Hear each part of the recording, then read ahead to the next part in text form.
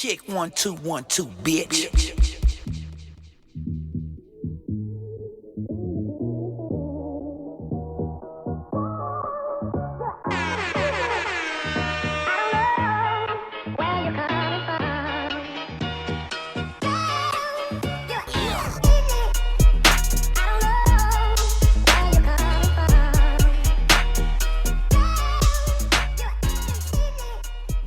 What up, where the fuck is up, people? What up? It's episode 267. 267. Of the most consistent podcast of the year every year.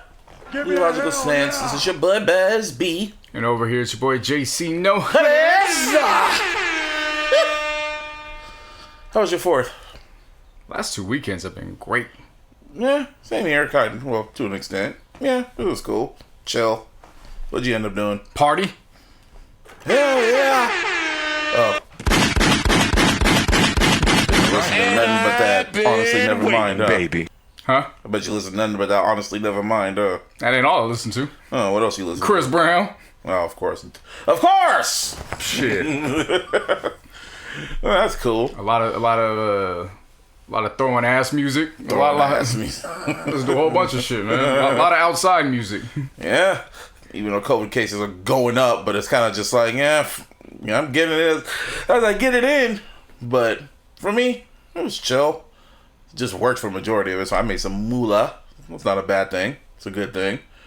Went out a few times. Went to the Tiki Pete. Shout out to DJ Tussie. Shout out Stace. It was just going there and just enjoying my time, even though downtown became like the Wild Wild West in the fucking late nights, which was fucking wild. But I don't know if they put something in the alcohol or motherfuckers were just felt away. Someone threw a chair. That's what happened. Someone threw a chair. They got mad. Oh, yeah. There's powerful niggardry at work here. I'm mad. And yeah, that's basically what happened. And what else was I doing? Oh, I also fucking binged like the second half of the season of Stranger Things. Bruh. Have you ever watched Stranger Things? No. You ever plan on watching it? When it's over, so don't tell me. I mean, when that ends that topic. What, like the whole series? When the whole series is over? I haven't watched anything. It's like you say you want to wait till the whole series is over. Yeah, it's almost over. I know it's almost over. So you gotta wait another 2 years.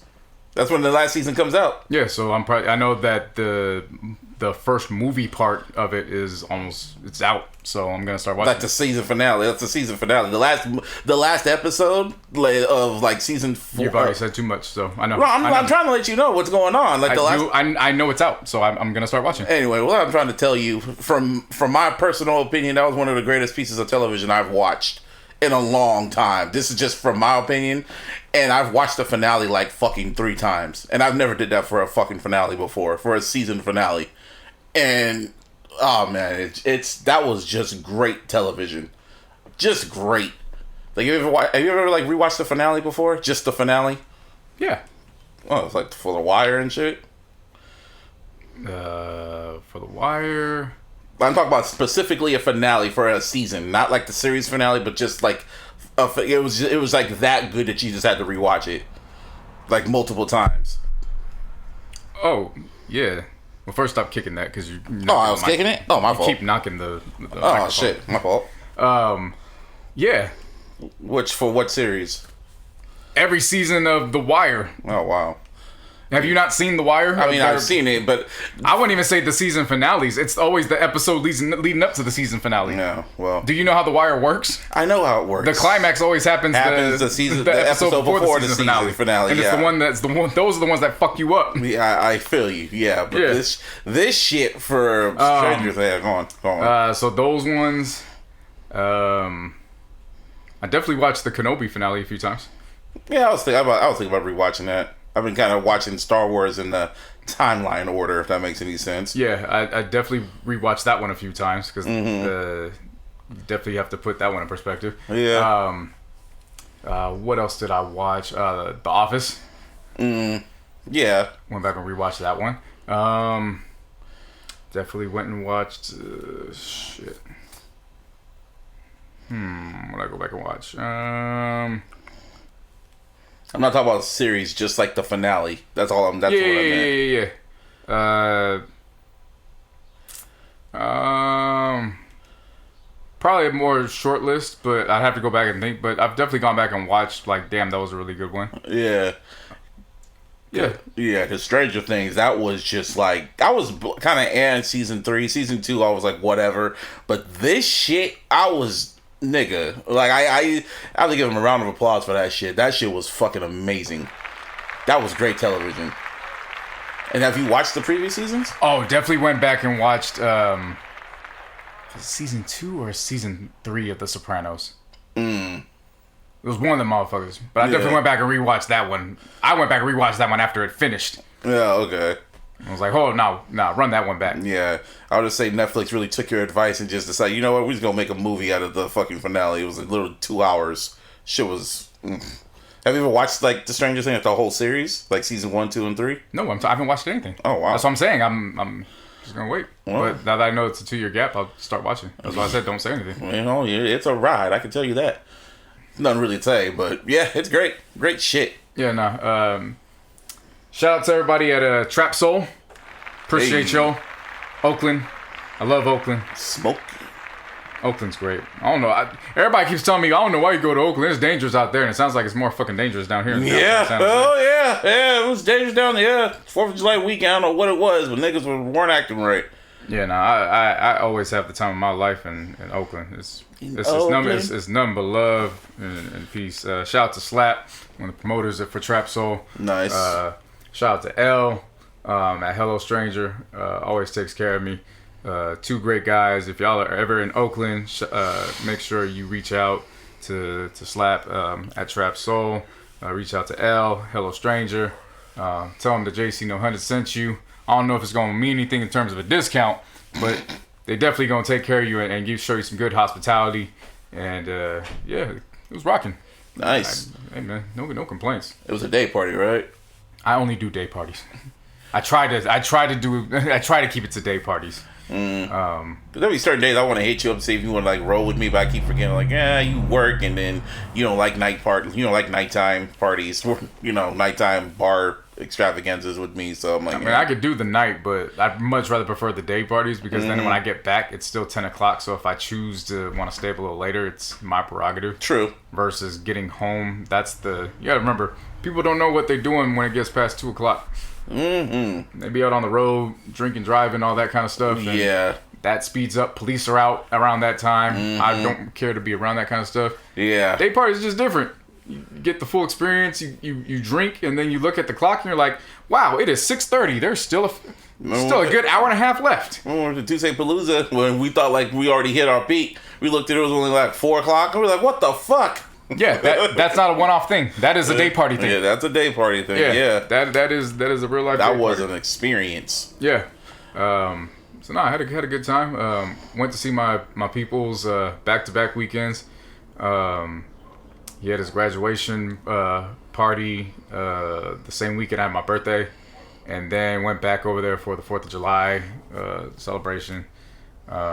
I always laugh at people on social media when they're like, we don't celebrate the 4th of July. And I'm like, that's cool, but I'm going to celebrate this day off. So yeah, everyone always so loud and proud about not celebrating because, a lot of shit's been getting fucked up in this country this past month, which is understandable. Yeah, but you don't have to be loud and say, I'm just not going to celebrate everything. Like, nigga, it's your day off. Barbecue. Yeah. Have fun. And I'm not saying that I necessarily disagree. Yeah. So per se. But you know what I'm saying? My man's, he served in the services. Mm-hmm. You know what I'm saying? I'm always gonna salute the people I know that put their life on the line. That being said, I've definitely had my disagreements, but at the same time, I had a paid holiday day off. Shit, I got a paid holiday off too. I had something to celebrate. Exactly. And I definitely made sure it was around a barbecue. Mm-hmm. So that being said, we had some shot off some. We didn't show off fireworks, but we saw the fireworks. Yeah. And that was that. Yeah, my block wasn't as it was lit, but it wasn't as lit as previous years. If that makes any sense.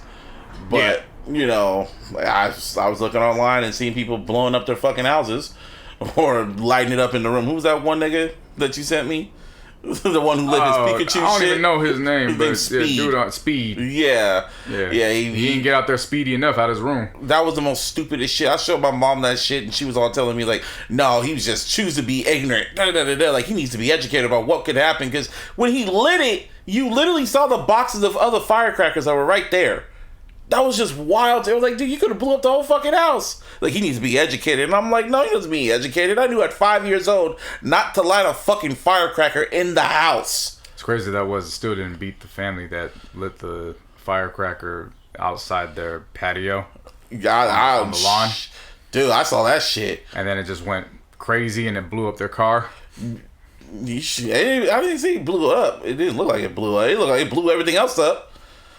It don't matter. Everything in front of them blew up. So as far as I'm concerned, that car blew up. Because it was this one. It was like, oh no, we got it. And then I was like, what the fuck? Yeah.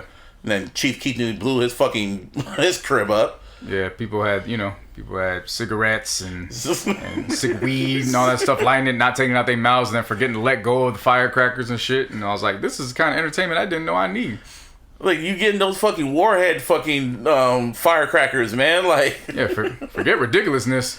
Bring back dumbass. Like, this is dumbass. This is dumbass, not jackass. Yeah. This is dumbass. MTV, like, I'm not saying you gotta get rid of the syndication of ridiculousness, but you might got something with dumbass. Seriously. July edition. Yeah, every July 4th, people just go nuts with that shit. Yeah. But other than that, no, I've been vibing. Yeah, same here. I think that Drake album really just that came at the right time for you. It's perfect. Like I said, everybody wants to like dissect shit, and I'm like, it's the wrong time to dissect. Wrong time to think. You got your wake up call. They packed you on Twitter. Oh, that? Yeah, they didn't pack me. I'm still here. Nah, they packed that tweet. Well, no, that tweet's still there, but no. They can say what it is, but that tweet got packed. Nobody was trying to hear that shit. Oh, okay. Well, that niggas act like they never seen ass before. Yeah, well, I mean, that's fine. It's just a reminder, brother. Like, there's certain topics like we just don't give a fuck about. Like, leave that shit for September. Niggas when people gotta go back to school. Niggas act like they never saw her shake her ass before. If y'all don't know what we talking about, Megan Thee Stallion decided to shake her damn ass for like, for the umpteenth time, and it was like crazier than she ever did before, and everyone was going like, oh my god, and getting their jerkins out, and I was the only one that said like, wow. It seems like the only time we ever hear about Megan is when she talks about the case or when she talks about shaking her ass. And I'm like, I wish y'all had that energy to buy her damn records. I said something along that line. That's not what you said. What did I say exactly? You said she doing this to make people forget about Billboard, not remembering that she. Look at the time. And then I instantly muted it because I knew exactly what was gonna happen. Not remembering that she kind of did her thing at the Billboard Awards. When was that? A few months ago. They only got Billboard Awards, like once a year. What's our hottest record right now? I don't know. What is it? Exactly. What was Cardi's hottest record since the one that just came out? What was what? What's Cardi's hottest record since the one that just came out? She didn't drop any records. That's fine. Like, that's what I'm saying. Like, what does it matter? The point I was saying was that I was just getting tired of the same antics. I just wanted better music. That was just how I was looking at it. And because every time I hear about her, it's either about that case or it's her shaking that ass. Nothing music related. So yeah, I did that, and then I instantly muted it because I knew exactly what was gonna happen. And then I didn't know it got like everyone was attacking it until you hit me up, and I looked at it and I was like, oh wow, I wasn't lying. And I was getting DMs from people telling me like, oh yeah, you were telling the truth, but it wasn't time to say it. And I was just like, I don't give a fuck. And then niggas just saying like, Megan's fans got you the fuck up out of here. I'm like, nah, I'm still here.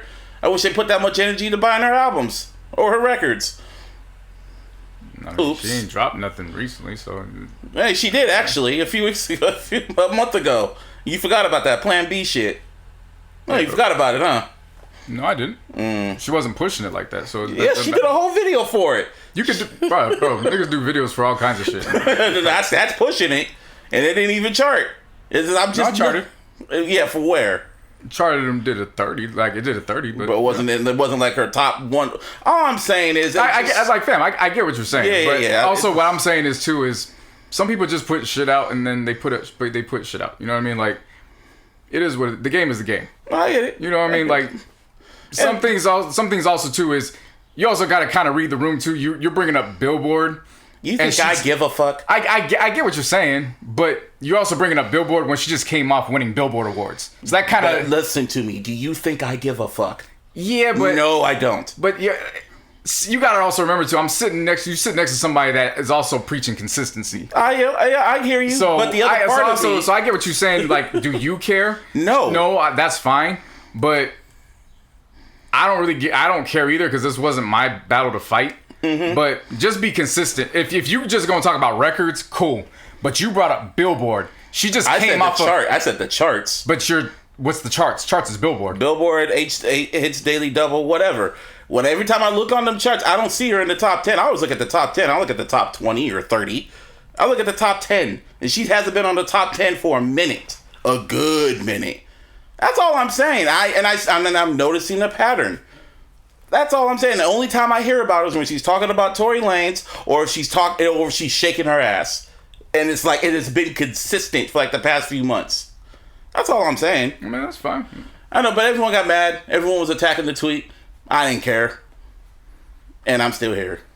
You're still here. What I'm saying is when women shake their ass, there's like just let it be. Just let it be. There's just some things. Just postpone the topic until they got to cover up. Nah. Nah. It's a free country. I mean, you can, but like that just... I know, it'll get people upset. Well, it's not about getting people upset. It's just, what's the point? You know what I mean? Like, what's the purpose? What's the point? Who cares?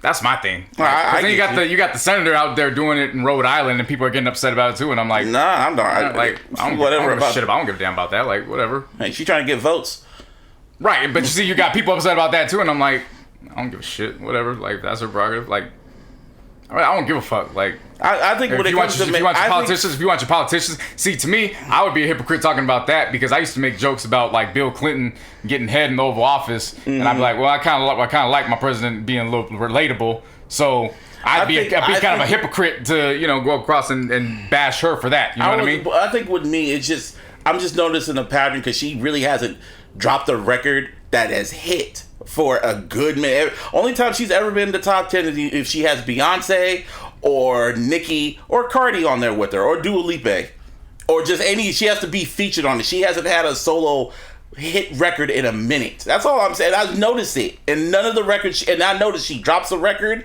and it doesn't hit, and then it just disappears. It's like I'm just noticing the pattern with it. And like when Martine was here, we were talking about like none of the records were hidden.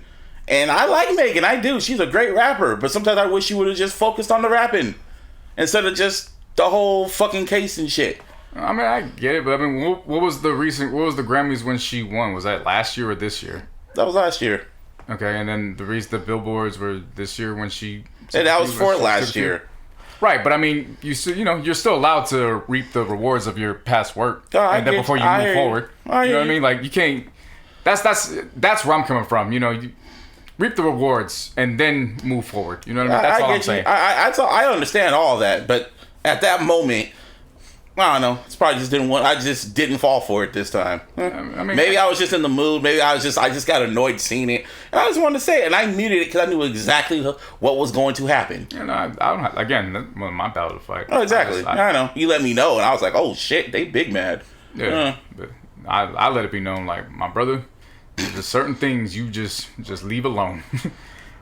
Women, if they gonna bless the timeline, just let them bless the timeline, because there could be a point where they gonna do you like that dumbass movie Chirac, and they'll take the power away. And then what happens? What happened in that movie? When they was like, we ain't gonna have sex. Oh, that shit. Oh, damn, that movie was terrible. Exactly, but the point is, terrible. The point is with this whole Roe versus Wade thing, which obviously we're against.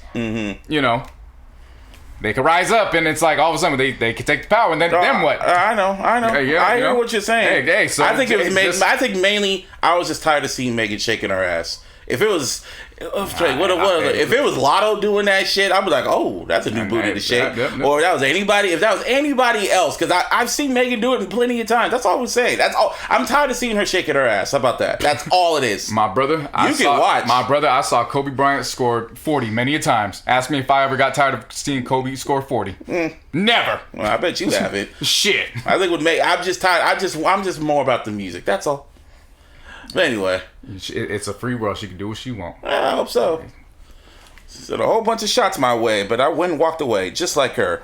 Anyway, fucking what else? What else was going on and everything? So, I guess Day in Vegas got canceled.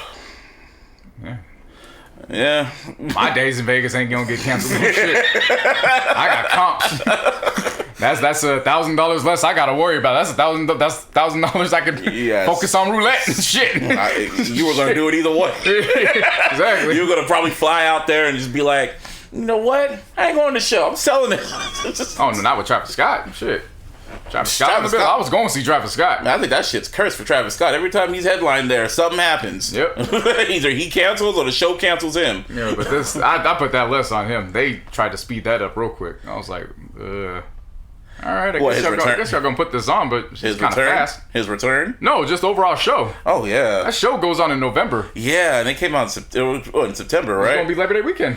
Yeah, and then I guess they canceled other fucking festivals, too, because I guess for inflation and other shit, how shit's too expensive and tickets ain't really selling like that. And I was like, well, yeah, man. I knew it was gonna be iffy when they initially dropped those tickets. Mm-hmm. And then when they first put it out, their payment plan at first was, okay, here's your payment plan. You can buy it for half now, and then we'll charge you the second half in 3 weeks. And I was like, that's not a payment plan.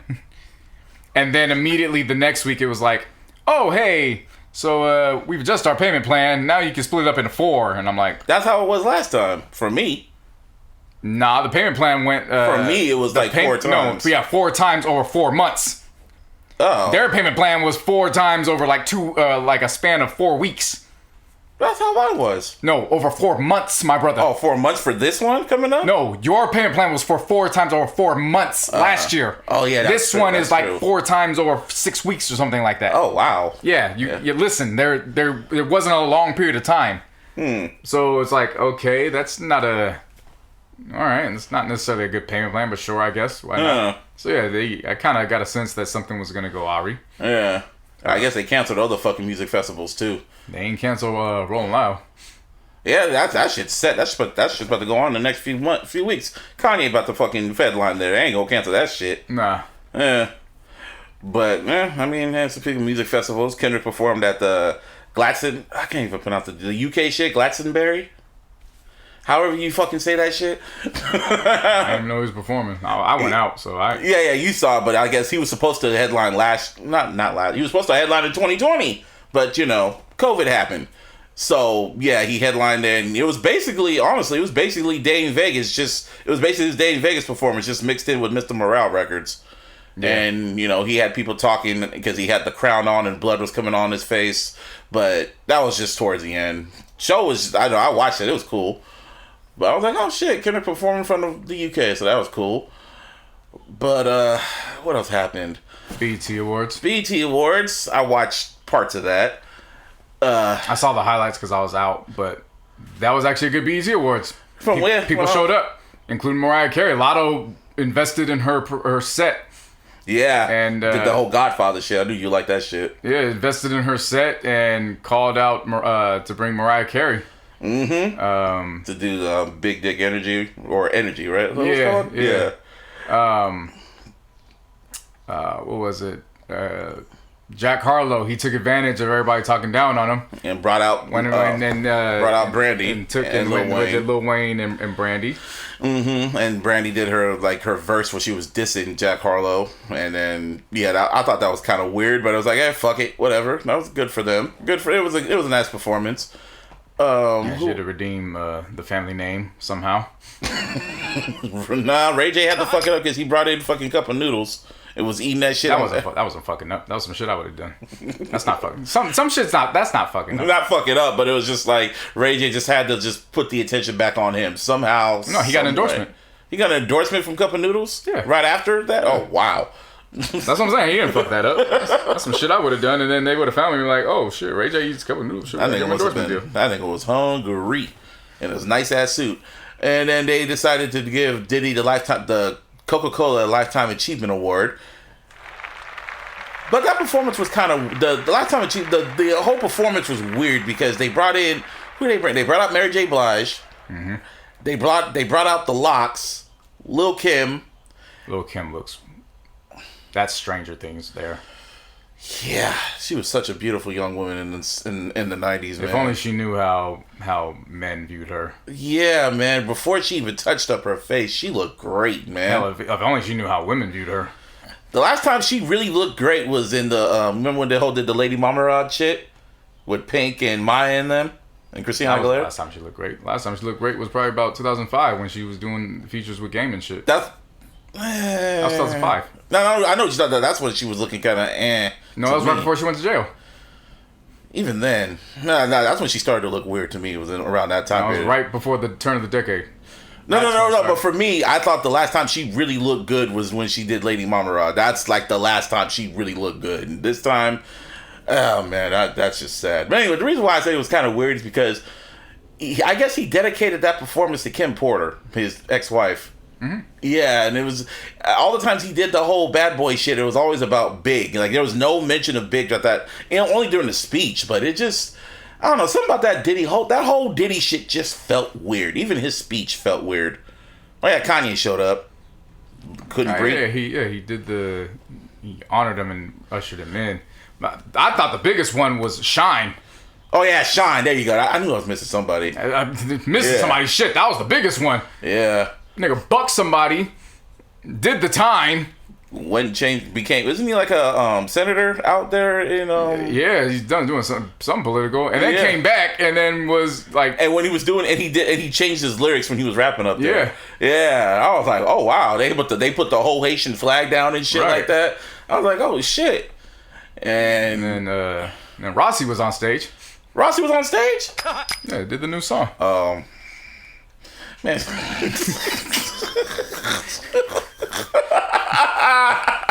I knew exactly what it was. I was like, Rossi. Oh, that's my favorite. That is the song of the summer. That is my favorite shit. He knows. He knows. I was about to say, what the fuck? And then I had to think about it. He knows. That Bryson Tiller record, yes. That is the song of the fucking summer. You think Bryson Tiller should just drop singles now? Shit, why not? He 2 for 2 with that one and the song on Chris Brown's album. Yeah. I did not expect that one. Like, I did not expect Bryson Tiller to be on my summer 22 bingo card, but shit, he 2 for 2. Yeah, I wish his albums were. It don't matter. Hey, man. I'm just saying his album. You can wish all you want, but his whole bodies of work is what I'm talking about. That's fine, but when you are 2 to 2 back to back weeks in a summer, I know. Fuck the bullshit. Like, damn your album. Like, you could probably actually make more coin off the 2 songs because that's less money you have to recoup back for the label. Yeah, just do singles. That's why I always said that Cardi just needs to do singles instead of dropping an album. So, speaking of Cardi, she dropped a single.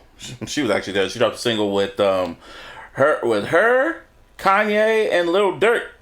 It was called Hot Shit. What do you think about that? I don't have much to say about it because when I heard it, it's definitely in the wrong setting. I was waiting to hear it in the club. They didn't play it in the club. I think she has to drop that video for it because I didn't hear it in the club either. Even after it dropped, I was kind of shocked about it because I remember when Up dropped, they were playing it instantly. I was gonna say WAP, but that's when we were locked in. That was still a travesty that we weren't out. Like we were stuck in the house when WAP was out. When it was like clearly out. Yeah. I like it. Yeah, I remember hearing it instantly when I went to the bars and shit. This one, I mean, the song. I'm not saying it's bad. Like I need to hear it. Like it should have just. Cardi should have just been by herself on that record. She did not need Durk, and she did not need Kanye on that record. Disagree. Kanye went off. Really, you're the first person to say that. You're literally the first person to say Kanye went off. Everyone always loved Durk. They didn't like Kanye's verse. Well, I like Durk. Yeah, but you feel Kanye went off on that. Kanye was talking. Wow. You're the first, because I didn't mind Kanye's verse, but you're the first person. I wasn't the first. I'm not the first person. Oh wow! To say like that. Everyone that I've talked to, they've always said they would have did without Kanye's verse. I wasn't the first person to speak this into existence since it dropped on Thursday night. Huh? I've talked with several people. And they all like Kanye's verse. Kanye came through with that. Huh. Interesting. I'm saying it's interesting because I liked it, but I was like... Especially when he flipped that Henny line since it's her sister. Oh, yeah, that line. Yeah, I like that line. But, I mean, I thought the record was cool. He's like, okay. Cause I'm not even going to say that. Like, I can't I know give you it can't the... say it. Well, I can't. It's not I can't. I don't use can't in my vocabulary. I'm not going to say anything because it's not meant to be heard in your bedroom before you go to sleep at 10:30 at night. And it's not the record for that. So I want to hear it when it's supposed to be heard peak outside hours. And, I don't even want to say peak hours. Just no, for outside the day club just peak parties, hours. Just like activity functions. Yeah. So the fact that I didn't hear it, it was disappointing. But it's not disappointing towards them. Just want to hear it where it's supposed to be heard. Yeah. Yeah, not a lot of music dropped these past few weeks since we've been gone. No, I did. I just didn't get a chance to hear it because all I've been playing is Chris Brown, Drake, Chris Brown, and that Bryson Tiller and Puff record. Yeah, all I've been playing is Kendrick. I've been listening to Chris Brown. I've been listening to just to more see why a lot of folks like the album and shit like that. And I like it. I just don't love it like you guys. If that makes any sense. Like, I like it, I just don't love it. Which one?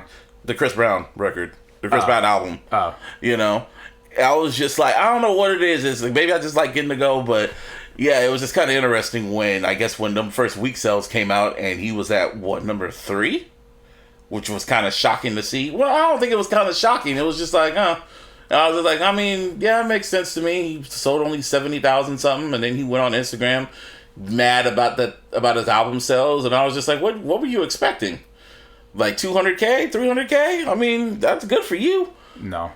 How much it's not shocking to me, but at the same time too, I feel where he's coming from. It's upsetting. Yeah. Still see people still see the comments on Twitter, just social media in general. Wow, it's disgusting. Look at all the men who are proud to be Chris Brown fans. It's like, what? Like, Rihanna's been over that shit, man. Like, and then, see, like, wow, Chris Brown has an album. Like, let me flush out, all the disgusting parasites on my time. Like, you see those comments still. You know what I mean? And it's like, okay, for what? They got upset that, last year that, I don't know if it was Come Together or the other song that Chris Brown and her collaborated on. There was a point last year when Rihanna just had the song playing in the background, and then people went on whatever social media she was on. They attacked Rihanna just because the song was in the background. Because why are you playing his music? Like, you know what I mean? So from that perspective, no, I understand where he's coming from. Now, if it's talk about 200, 300,000, then I don't know. But this album definitely should have been in the 100,000 range. He didn't really have that. I know he had Iffy, but he didn't really have that like strong single like all his previous ones. I disagree. It didn't push in terms of the going to radio, but Warm Embrace is that fucking song. Yeah, I hear you. He samples a Guy record. Yeah, I know. I'm saying. He held on to the video until the same week. Yeah, but the video itself with Normani is beautiful. That's a great video. See, I give Chris Brown credit. He still gives a fuck about his videos. He's one of the few artists that still gives a fuck about his videos. He gives a fuck about everything. I don't know if you saw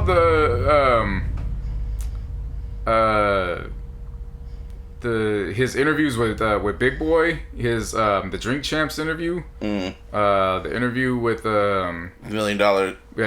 I watched a little bit of that one. There was a point where his Big Boy said that he was talking with, I think, his tour manager or somebody that was just part of his team, and they were telling him that that light that's on tour, there's that specific light. They said it was over budget. So Chris went out of his own pocket to get that light because that light's important for these song selections during the set. Yeah. Oh, yeah. Yeah, I believe, like I said, he gives a fuck. He's one of the few. I can see why folks like comparing him to Michael. But, I don't know. It's just, as I said, the music just wasn't really just, for me personally, it just wasn't really hitting for me. I can understand why some folks feel that way. So, it is what it is. I guess he decided to release a deluxe, and I guess this was like 8 tracks. One of them has Anderson .Paak on there. And, yeah. So you get your fucking 30 album. What was it like? How many songs was it? It was like 20 something. It was 24, but the album itself was an hour and 20. Yeah. So the album wouldn't even. People will look at those album, the track list. Mm-hmm. To me, that's nitpicking. I think they just, especially if, like, for example, especially if, and this isn't to take a shot at Kendrick. This is just an example.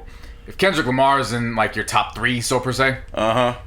Kendrick's album is an hour and 12, and that was before they put the Heart Part 5 on there. Mm-hmm. So that probably adds another 4 to 5 minutes. And it was 18 tracks altogether, or 19. If you right. So if you're gonna complain about the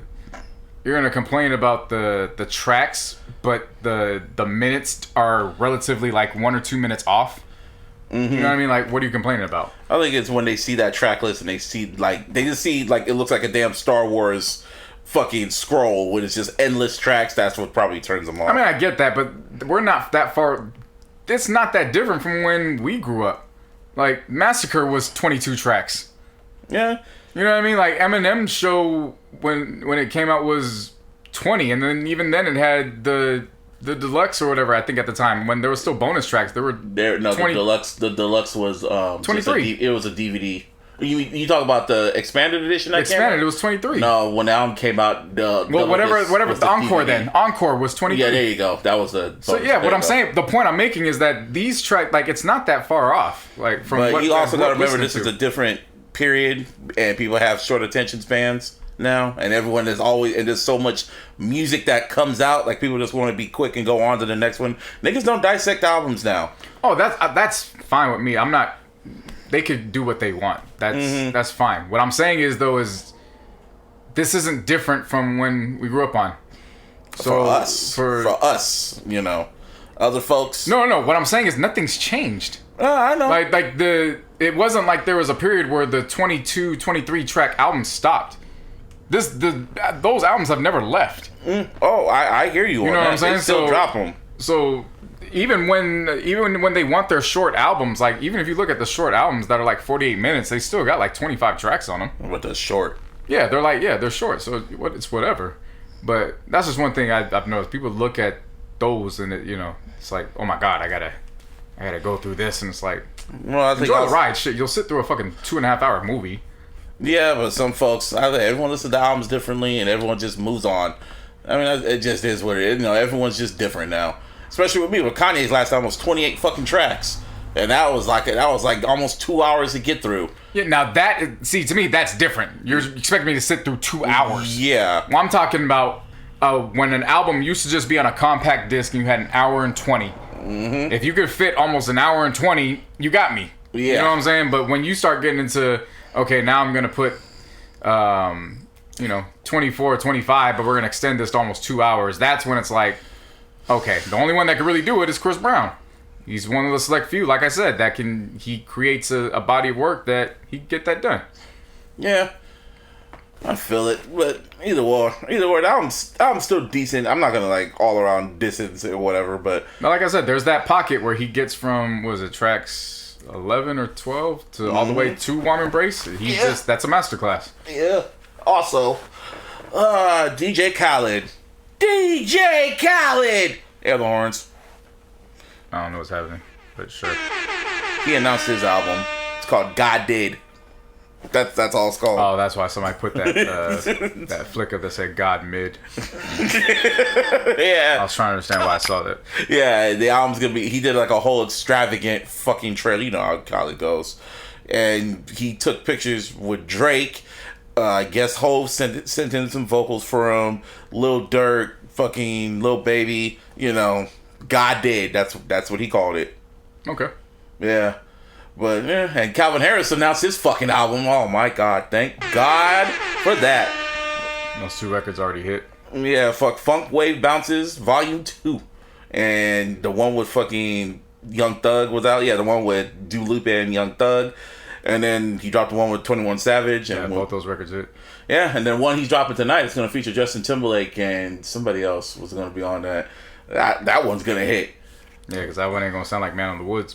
You got to let that damn album go, man. I let it go, but I'm just, you got to remind people. Why?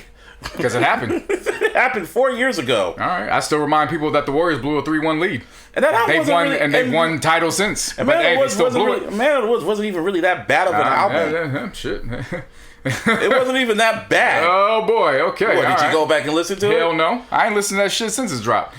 Yeah, because it was just there. There was gems on there. I'm not saying that it wasn't even that bad. That's all I'm trying to say. It wasn't that bad. I cannot tell you one song that came out on that album since it dropped. Yeah, Filthy. Well, the best tracks on there were produced by Timberland, shockingly. The only reason why is because I went back and just looked at and saw who produced the majority of the tracks, and it was Pharrell. It was Pharrell and Chad, Neptunes. Neptunes spearheaded that album. And then I remember what were the best tracks on here, and I counted. I'm like, oh, it was the ones that Timberland did. And lo and behold, when I look at see what Justin Timberlake, when he's in the studio, he's in there with Timberland a lot. Yeah, I have no I'm just letting you know. Desire or need to ever revisit that album ever again. Well, there's some gems on there. Some gems. Not a lot, but there's some gems on that shit. If you believe that, I'll take your word for it. I respect your right to believe that. No problem. Just like I respect Logic's right to go keep continuing to create music that I choose to ignore for the rest of my life. It's fine. Okay. But anyway. It's not a diss. Like you can believe it. That's fine. But I have no want or desire to go back to that album. Yeah, no, I'm not gonna like defend it all the damn way because he went too fucking. He decided to go too. He tried to dip his toes in the R&B and country. He needed to pick a side, and then he just fell flat on it. So it is what it is. But yeah, it's just funny. He just dropped one album and everyone just fucking turned their back on Justin Timberlake. It's fucking wild to me. I won't. I know you won't. I know, but when I look online, everyone always just shits on him. I don't shit on him. I shit on the album. Oh, that's what that I'm album saying. and 2020 Part 2. 2020 Part 2 deserves to get shitted on. That one deserves to get shitted on. Do you listen to 2020 Part 2? I mean, that one got some cuts. Like, I don't go out of my way to shit on it. Like, it's got some cuts on it. That shit was just, he should have kept that shit in the vault.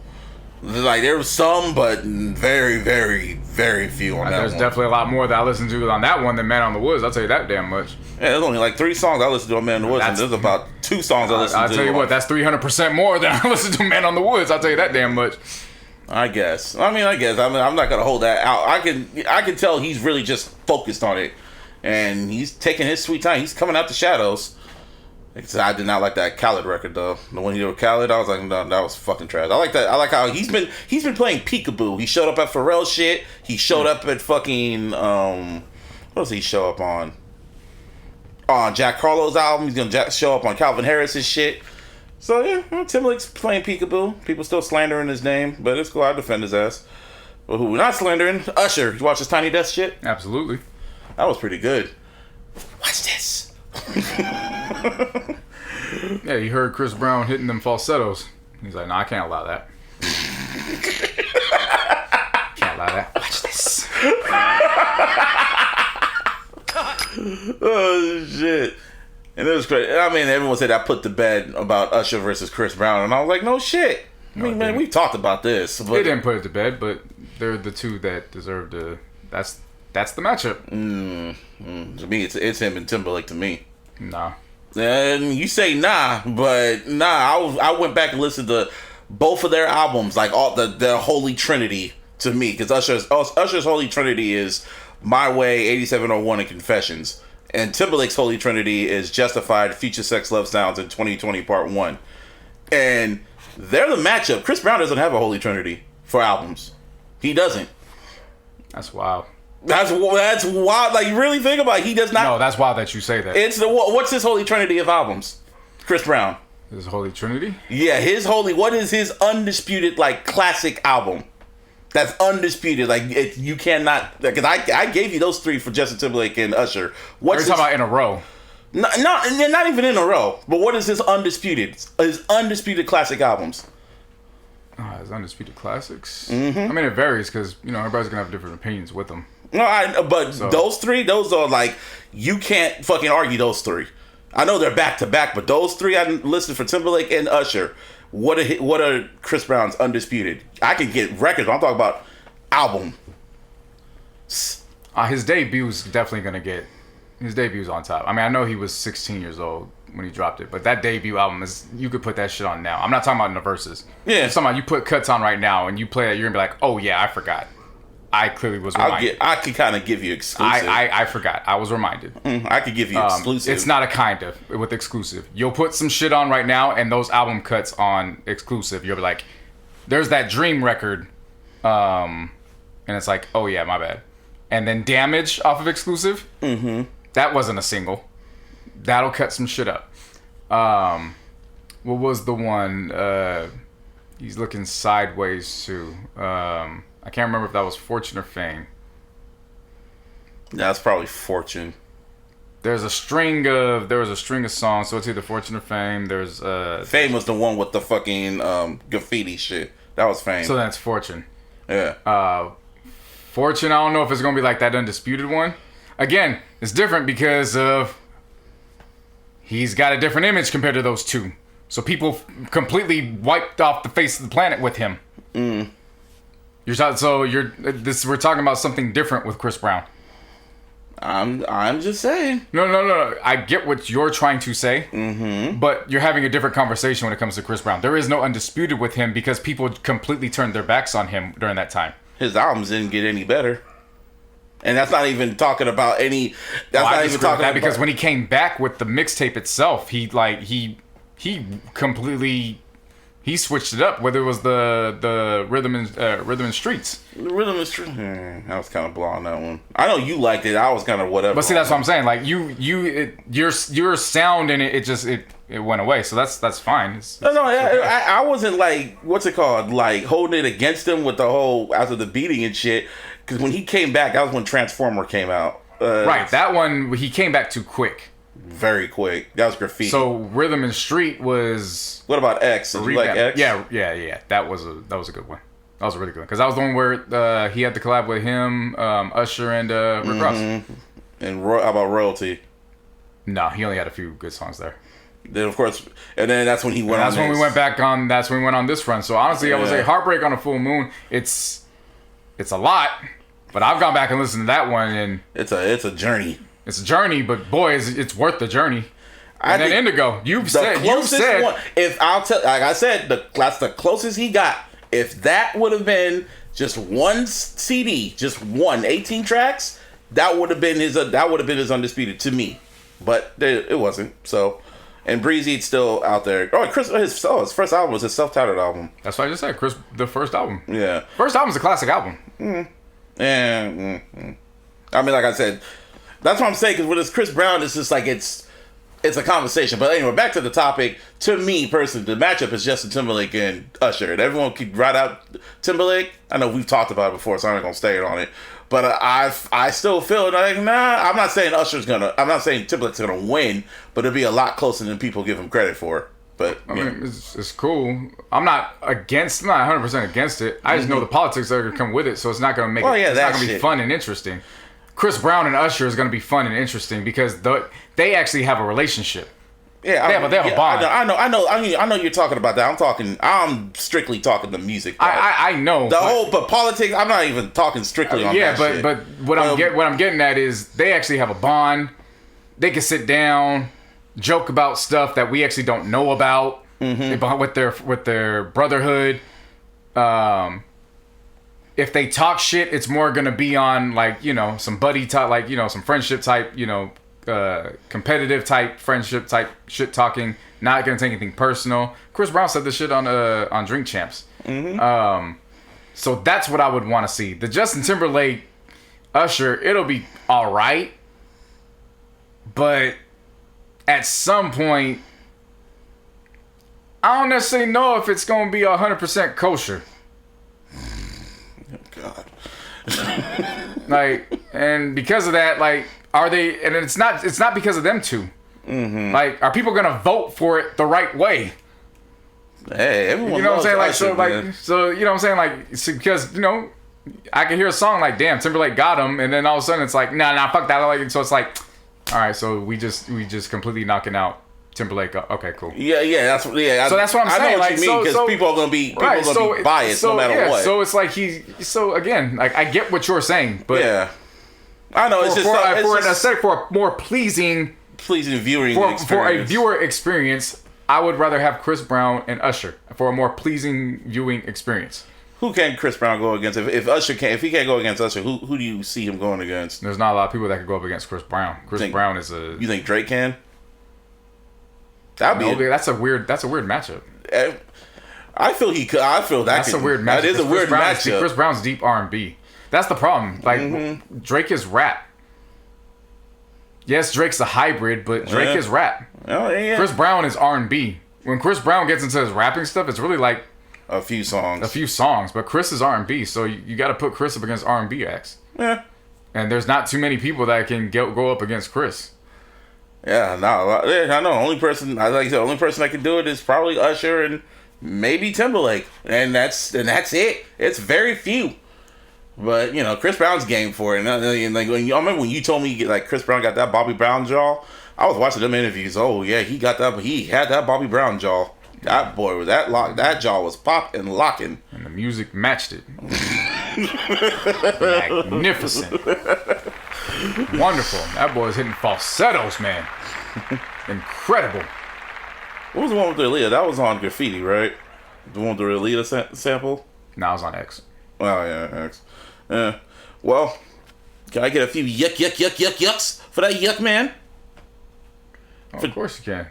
We talk about festivals canceling. Yeah. That New York jail. They about to be sold out for the next 30 years, boy. 30 years. Give me 30 of them. And it might be more because he got another case pending. And one more. I'm done. Yeah. The yuck man, R. Kelly, got sentenced to 30 years in prison. That nigga can't even count to 30. He can't even know what 30 looks like. Well, at least he has time to learn how to read now. Shit. That's all I can really say on that one. It's just like, yeah, good riddance.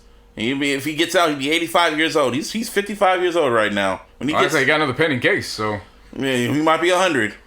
Either way, it ain't gonna be 100. He got another pending case. That's what I'm trying to tell you. Oh, if they gave him 30, he got another pending case. On top of that, is what I'm saying. That's what I'm saying. Yeah, like, it ain't gonna be a 100. Like, they gonna give him 15. Like, oh, here's a little Snickers free.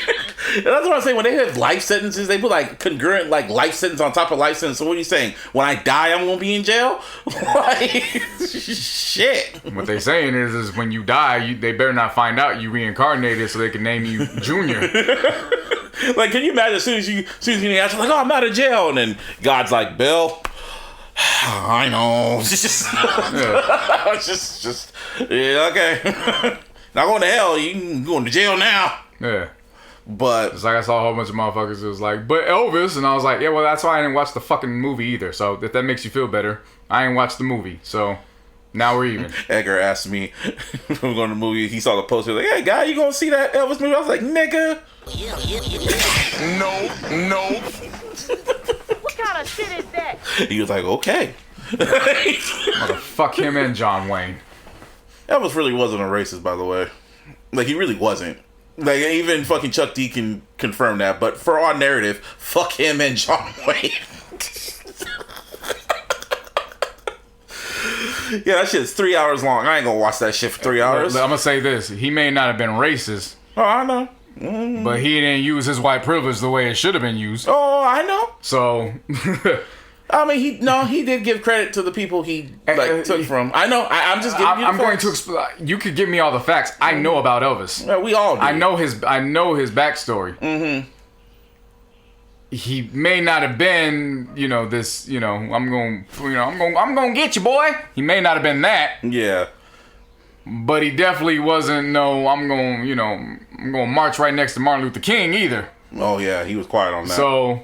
I'm not giving you points for that. You know what I'm saying? Like, soundtrack was kind of decent though. I wouldn't know. No. I'm just letting you know who's on. Like Doja Cat was on there. Sway Lee. Well, we know why Doja Cat was on there.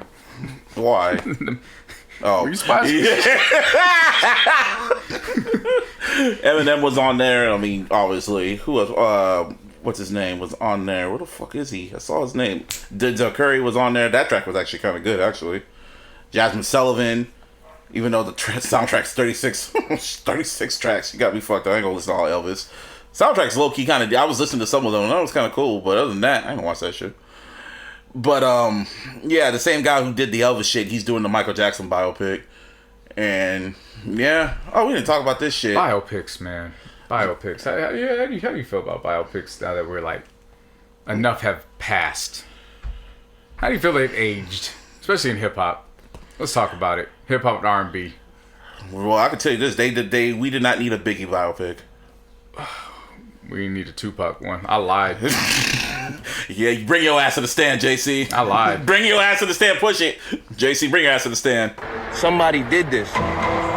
Yeah, man. I can't wait to go to this show. I'm about to go to the matinee showing. That ain't got nothing to do with it. I know, but I'm just kind of saying, I know. I mean, yeah, I was excited. You were super excited. And then I came back and I said, well, at least I got to see Pac. No, you texted me during this shit like, this is fucking dope. Then as soon as I got out of it, I called you and you were like, hey, man, at least I saw Pac again. I see Pac. And then we kept talking and you were just like, yeah, it really wasn't good.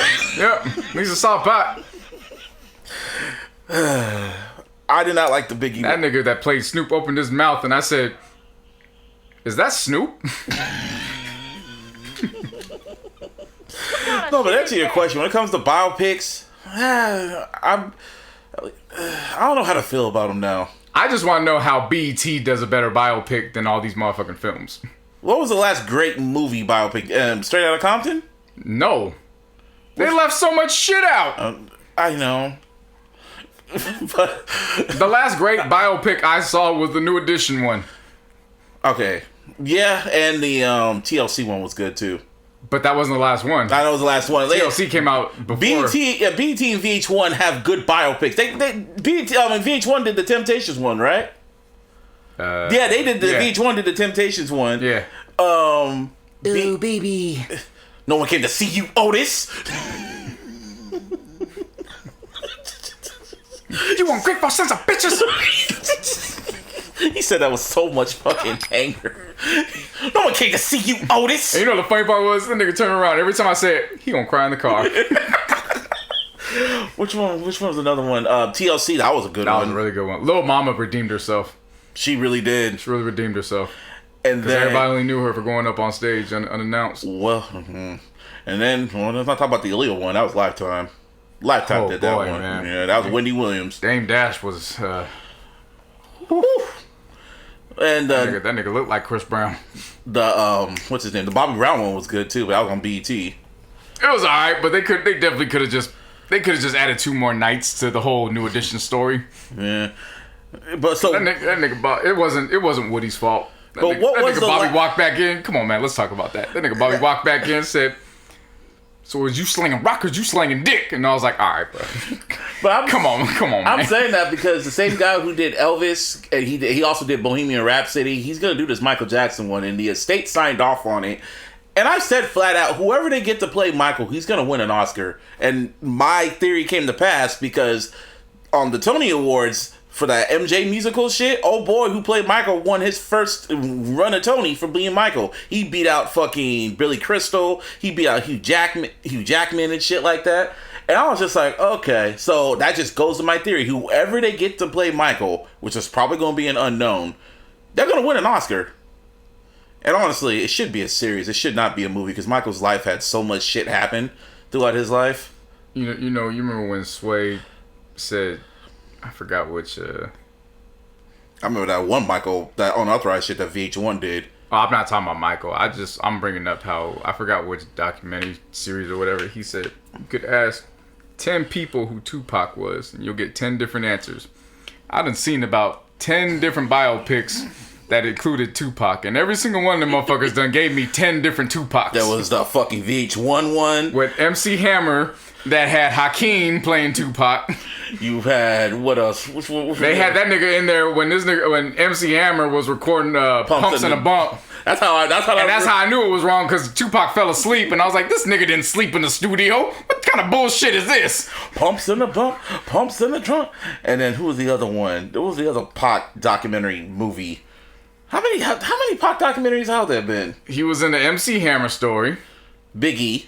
Then he was a big. Oh, check this out. I'm Tupac. It's Tupac. Fucking Anthony Mackie. Bring your ass. Bring your ass. Somebody did this. This ain't Tupac. This guy's Tupac. His real name is Clarence. What else they do? Did you ever see the Miss Chalet? Yes. They didn't even have him rapping Tupac lyrics.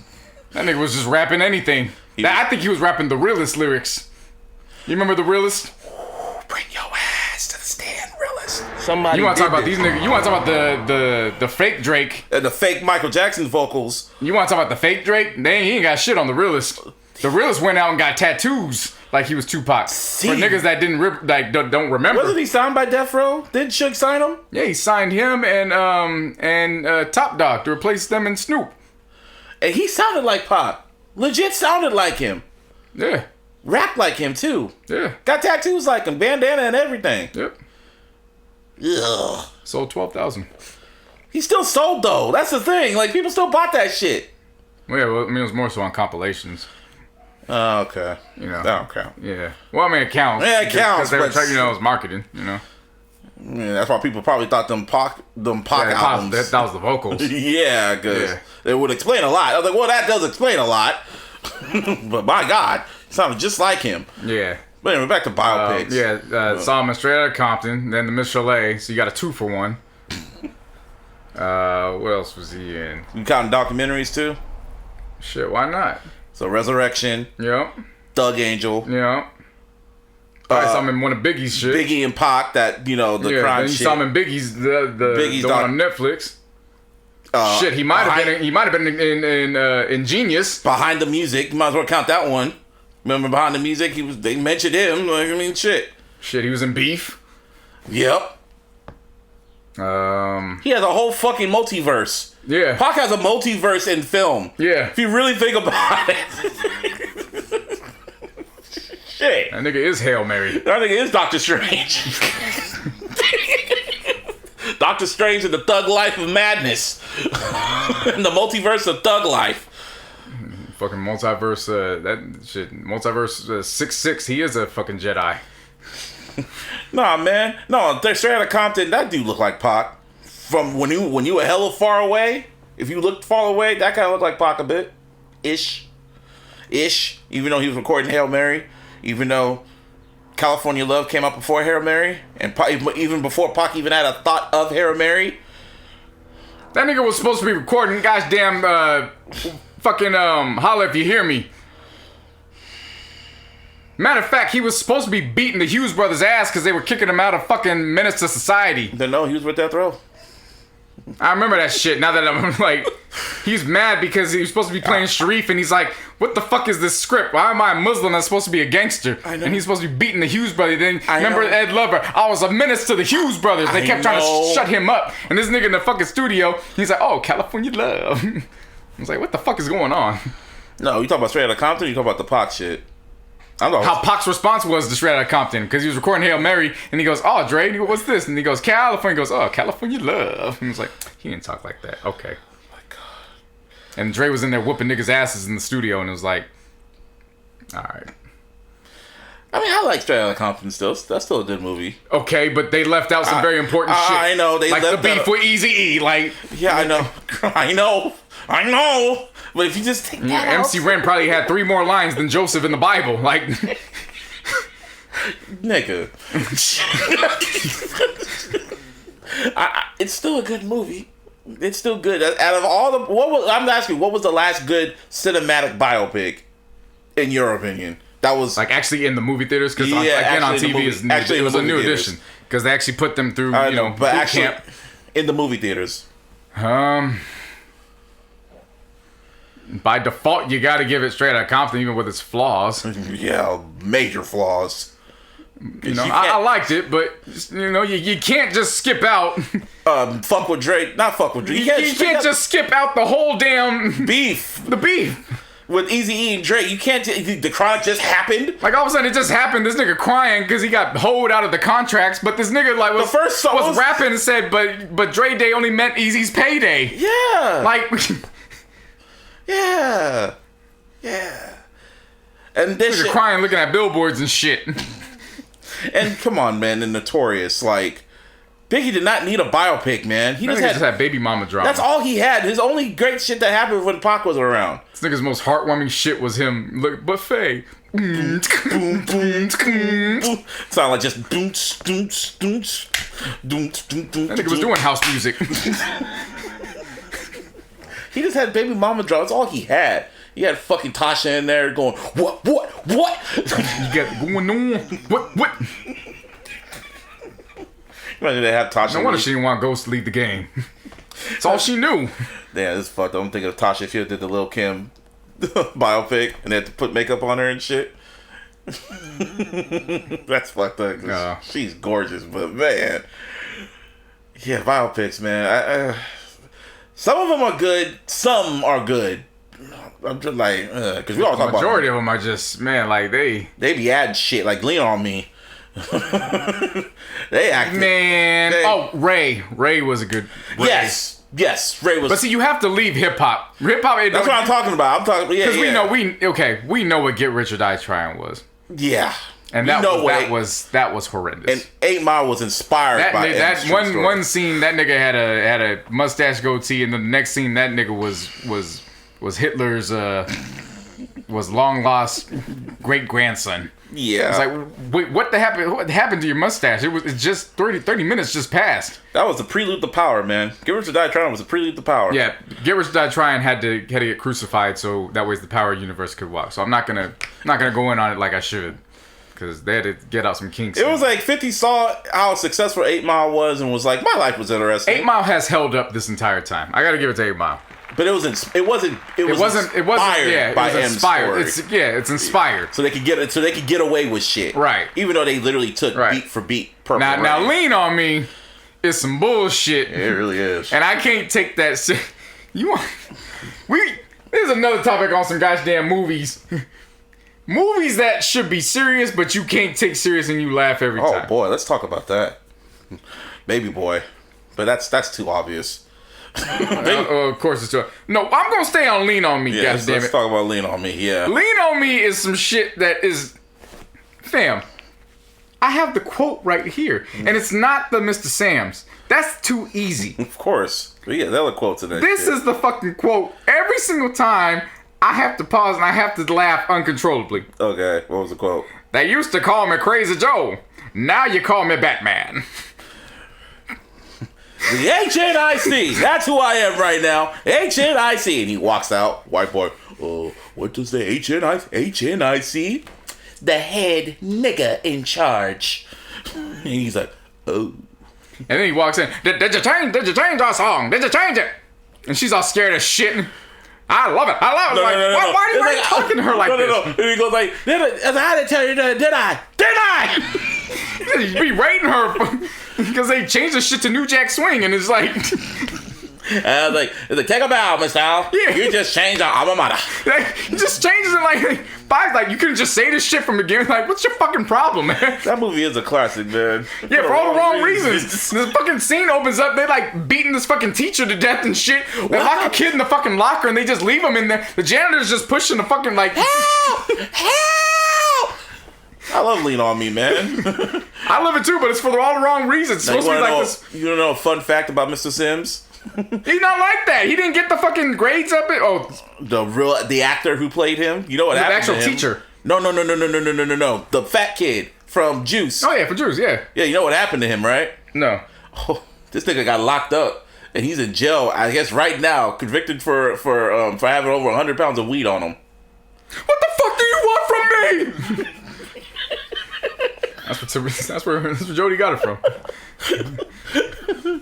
And then after that, he gets locked up for for rightfully so. You fucking chained the fucking doors. What if there was a school shooter in that bitch? Yeah. I mean, you already saw what they did to the damn teacher. Bashed his damn head in and shit. Yeah. So like, well, what if? And then he locked him up. Then the whole school comes together and they just charge out there. We want Mr. Clark. We want Mr. Clark. I don't know why he kept berating Steele the entire time. Like, get your fat ass over here. Like, yeah, that's yeah, you like throwing food, you like eating it, huh? That's all he kept doing. And then he shows up. How did they get that damn protest in like a matter of like hours? Or organized without social media and everything. It just never made sense. No. And then what was the part? Oh no, when he went off on the football coach or the basketball coach, a black dude. He's like, when he tried to get your black ass, and then he flips the table. That's all he could do. Couldn't even get his fucking fist up. Like, you ain't gonna do shit. All you can do is lift your damn table. And then lifted the table. Like, ah! Years later, he went and cheated on his wife with soul food. Oh, yeah, that is him. And Morgan Freeman still looks the same. Yeah. And in real life, that principal was not like that. Yeah, cousin Faye. That's who he took his aggression out on. My cousin Faye, he had all that pent up sexual frustration. Yeah. Use it on her. Because he couldn't use his fucking fist. All he could do was flip that damn table. Well, I kick your black. You gonna give me some respect? Well, I'm gonna kick your black ass. Yeah. That's how he said it. I looked at him like, you ain't Jesus. You think we in a temple? You can call me Batman. Call me Batman. Batman? Hey, Batman, you say? can call me Crazy Joe. Now you can call me Batman. I was like, man, turn this shit off. I can't take this Well, serious. could you take Lean on Me or Coach Carter? Don't mention Coach Carter. I know, but which one can you... Don't mention Coach Carter to you know who. To a lot of you know who's. Yeah. Don't mention Rich Coach what? Carter. Don't because you know our boys hear it, man. Don't mention to our boys, man. Don't do that. Don't mention to our dogs. Since Jason and Rossi and all y'all broke down that movie, I was like, yeah, I can't watch this movie again. And I know that I love when TikTok makes that a fucking meme. Everyone just then the playoffs. No, not just the playoffs. Just any little thing like. Oh yeah. Yeah, that's what that old girl from Grambling did. She tried to pull a Lean on Me. Oh, tried to pull a fucking Coach Carter. Fired the whole fucking Let's take away all them scholarships. Yeah, fired that whole team and shit, and thought she could do some Coach Carter shit. And then Grambling doesn't have a good fucking sports program anyway. Everyone just goes to Grambling just to watch the damn band. You seen that band? That band's fucking fire. Hey man, it's HBCU. HBCU, them band, but the sports program? Yeah, we know about HBCUs. The real show is at halftime. Exactly. Come on, man. I went to school in the South. Every time Grambling came out... I didn't go to an HBCU, but let me tell you something. I knew where the HBCUs was at. Oh, no. Every time Grambling came out to San Jose State, man, it was a party. Not for the game. For halftime and the end of the game, because the band would go nuts. That's when you alter AI's presser. We not talking about the game. We talking about halftime. Not the game. Halftime. What am I going to do not talking about the game? How crazy is that? Not the game that I love. We talking about halftime. For the turn up. And I'm going to leave after halftime. Because that team is trash. Coached by Doug Williams for all them years. And had a fat-ass quarterback. You remember his quarterback? Yeah. Looking like a damn lineman. I remember seeing him like, he's a quarterback? Yeah. Good times. Oh, yeah. Oh, shit. Another movie. What? Let me explain something to the people. I got to set this shit up. Okay. Because it sounds wrong. My Girl. Oh, no, Nick. Oh, it sounds worse. I know what it sounds worse. Do. No. I'm going to set this up. I know what you're doing. I'm going to set this shit up. I know what you're doing. You ain't shit. you ain't shit. Every time I hear... You ain't shit. But his glasses. He can't see without his glasses. Macaulay Culkin all just beat up in the fucking... Oh, listen. You evil. And I'm going to explain why. It's not because of poor sweet-ass Thomas. Mm-hmm. It's because I saw punk-ass, evil-ass Kevin in The Good Son before I watched My Girl. So I can't see sweet-ass Thomas. I only see punk-ass, evil Kevin because I watched The Good Son before I saw My Girl. Good Son's a good-ass movie. Right. But I can't separate the two. Because he did a good... He did that when he was fresh off Home Alone. Right. Like, I have to change this shit up. Right.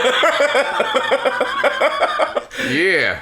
Yeah, he was doing some evil ass shit. Threw his old sister in the fucking thin ice and shit. That's what I'm saying. So every time I see him lame, I always like, yeah, motherfucker. Tried to kill all them motherfuckers. Throw your little sister in that ice. Look at you packed up by them bees, little bitch. All them bees. I hope they sucked all the honey out your little punk ass, sweet ass motherfucker.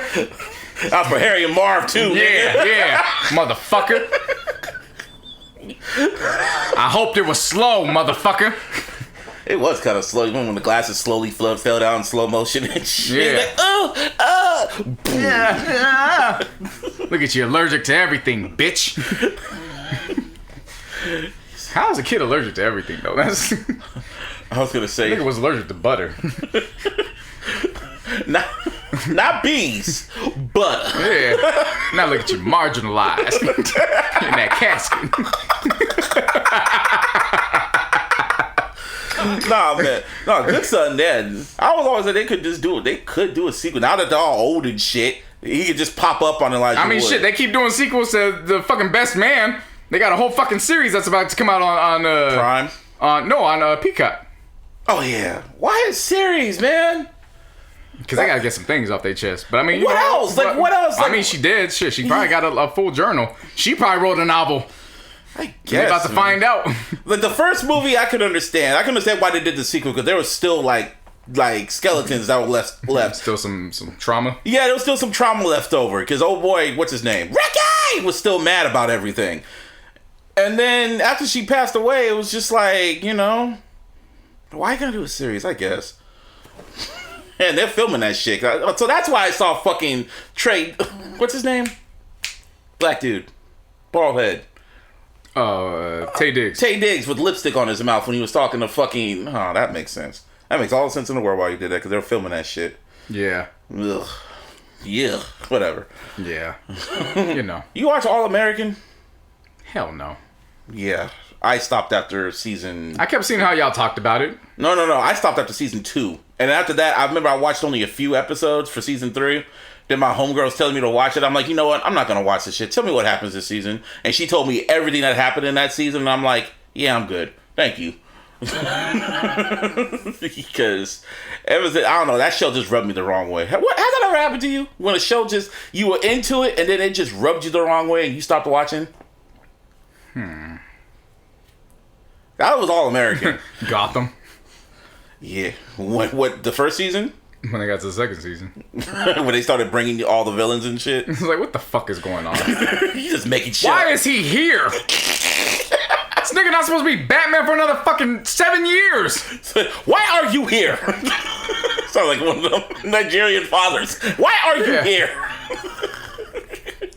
What is happening? What is happening?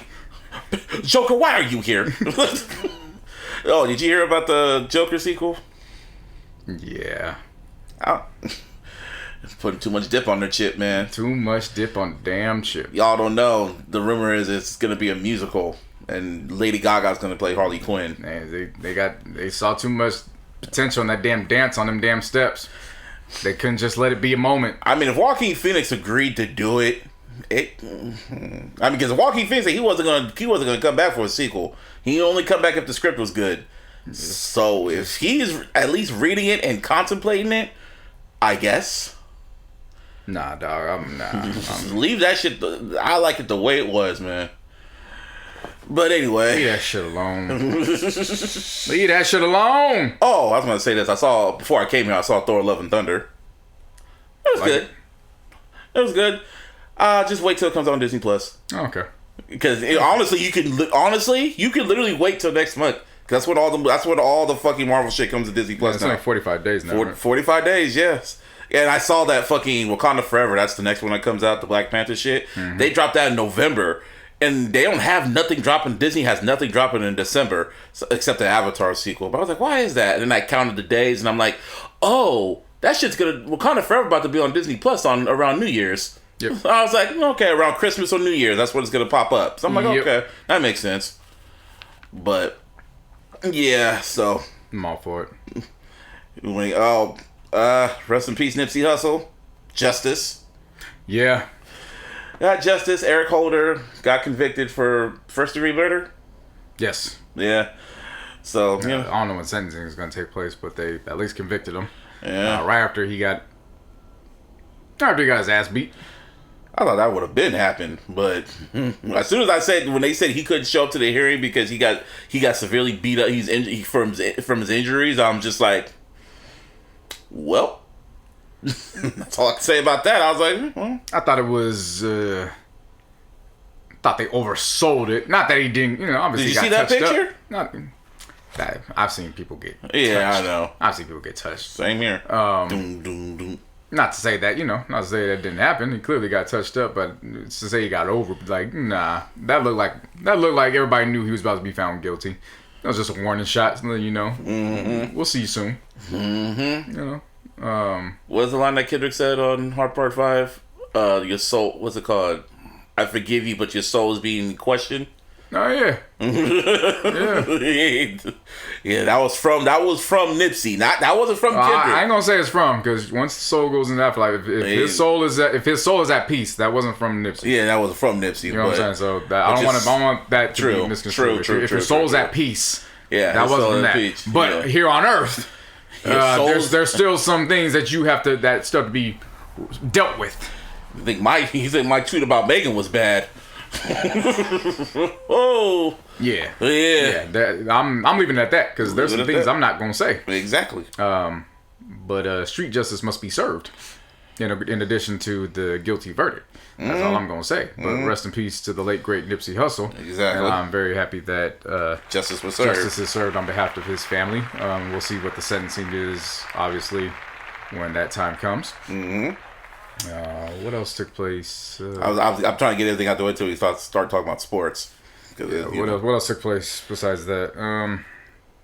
Rolling Stone pissed off. I know it's hella old, but Rolling Stone pissed off hip hop with their list. This is why you don't pay attention to non-culture publications. You pay attention to our list. Shout out to Yo though, because he was one of the writers on there. I could tell that if he was there, then I'm sure he was looking at people like, the fuck is your problem? Yeah, and they didn't have no issue. They had nothing on ranking them. It was just the writers. That was all Rolling Stone. Yeah, Rolling Stone did that whole shit. All the writers did. They just got assigned an album, and then that was it. They got assigned. That's what I was gonna bring it up, because at 99 was Tear Gas by Jacka. Huh. Yeah. And Too Short was like, I forgot what Too Short album it was, but Too Short was mentioned on like 90. Huh. Yeah, so I was like, okay. So Tear Gas is according to Rolling Stone, one of the greatest hip hop albums of all time, Bay Area. So, round of applause. Oh yeah, and happy birthday to Mac Dre. Absolutely. They had his tribute concert out here a few days ago. So, shout out to Fab. He put out one what was it, Hyphy Night? Going into the 4th of July weekend. Shout out to Simba. Absolutely. That's not even a round of applause. Dr. Dre got his eye on him. Yep. He got his eye on him. And who was the last person he had his eye on? Kendrick, Anderson .Paak. I think the last rapper was... Well, no, I'll take that back. I thought John Connor was. You remember John Connor? He had his eye on a few. Yeah, Whoever was on Compton. Yeah, but he has his eye on Justice. Simba. Simba's from where? What part of the Bay he from? Is he from Antioch? I believe so. Let's look that up real quick. Yeah, let me look that up too. We gotta get this right, because I'm gonna put some respect on Simba's name. And that's the beautiful thing. Simba's only 23. Bright future ahead of him. 23 years old. He is from... If it loads on time. I think he's from Antioch. That's what I think too. Yeah. Correct us, people. Yeah, he's from Antioch. Okay. Yeah. He's from Antioch, and he's networking with the right people. And Pittsburgh, Antioch. Pittsburgh, there you go. And he's networking with the right people, and Dr. Dre got his eye on them. And there's pictures of Dr. Dre in the studio with him. And I think Dr. Dre has a new protege. If Dr. Dre sees something in you, now will your shit come out? I won't even say protege, but just being in the studio with him. Yeah, I think Dre's been had his eyes on him, though. I think he's been working with Dre. Simba? I don't know, but just being in, I'm not going to go that far. Yeah. I'll just say just to be in the studio, that's a very good look. As it was. That is, as far as West Coast goes, I don't think there's a higher stamp of approval than Dr. Dre. Yeah. So, obviously we'll see how it goes. Like I said, he's primed in his career. I wouldn't even say prime in his career. He's at the starting point. Literally. He got everybody's attention. I don't know if he got everybody's attention. He should have gotten everybody's attention with the Space Jam feature. Yeah, he got the right placements on the soundtrack. And placements. He's been around 2 Chainz. 2 Chainz was on his album. Right, but I'm saying he was on 2 Chainz album. Yeah, so he was. If people weren't familiar with him on his album, he was on 2 Chainz album. He's been on other, he's been places. He's done the freestyles. He's been showing up. LeBron has put him on his social media. You know what I'm saying? So you've now been in photos with Dre, and LeBron has put you on his social media platform. He's meeting the right people. Exactly. He's gonna be a future freshman, people. Yeah. I'm actually now that the freshman list came out, that's actually a snub. I'm actually surprised at. I'm really surprised at that snub, but maybe it was just the music. Just with everything that happened the last couple of years, maybe just the music because he wasn't consistent enough for just this year. Yeah, but I'm gonna tell you right now, you sit next to Dr. Dre. You don't sit next to just anybody. Right. That should be waking people up. You're on notice. Mm-hmm. Speaking of Dre, there was like a video that came out when he was talking to Busta Rhymes saying over the pandemic he did like 227 records or whatever, and he did the shit with Marsha Ambrosia, and I was just like, that's nice. Will we hear it? So, no. Hell no, you don't hear that shit. Shit. That's why we got silent. I was like, I didn't want even to push a button. I was just gonna go to the next topic. So, what should we talk about in sports? 'Cause I mean, a lot of shit did happen. You know what we're gonna talk about. You know what we're getting into. And I've been waiting, baby. It's NBA free agency, man. It's been going. Baby! It's been free agency like crazy. It's been like. Moves have been happening, and I've been just damn, because it's been moves that have been made, and I just did not expect those moves to be made for the price. A lot of money. How much money got spent during free agency? I think they said the first day it was 1.2 or 1.5 billion. That's a lot of money. But and shout out to the free agents. The free agent signing is big. Some of these trades, I have been thoroughly shocked. Which one shocked you the most? Trades. The first one, the big, I won't even say the big one, but it was the first one that set everything off. DeJounte Murray getting traded from the Spurs to the Hawks in Atlanta. Trae Young got some help. Fam, Trae Young got some help. Trae Young got some help, and all the Hawks gave up was a pack of Skittles. What did they give up? Danilo Gallinari and 3 first-round picks. Wow. They didn't have to give up any of the core. Wow. DeJounte Murray is an all-star. 21 points and 5 assists a game. I know. They kept John Collins. That was the one that I was like, okay, John Collins got to go, and then maybe they got to give up, at least one of the bench guys, or the young guys. They got to, Yeah. No, whole squad still there. All they're adding is DeJounte Murray. So now when, Trae Young is having an off night, guess who? DeJounte Murray is going to be right there to shoot. Yeah. That changes some things. With the Hawks. Are they in the Eastern? It's Atlanta. Yeah, Eastern. Yeah. You already knew, but before last year, you already knew. I was big on the Hawks. They had an off season this year, just injuries and bouncing back. Yeah, but when they had now you add DeJounte Murray, that changes some shit. Changes a lot of shit. Yeah. In the East. The big one though, Rudy Gobert getting traded. I mean, that was kind of shocking because Timberwolves basically gave up the deed to Prince's estate to get him. Like, damn. Yeah. Like, what didn't you give the damn Jazz for that? Like that.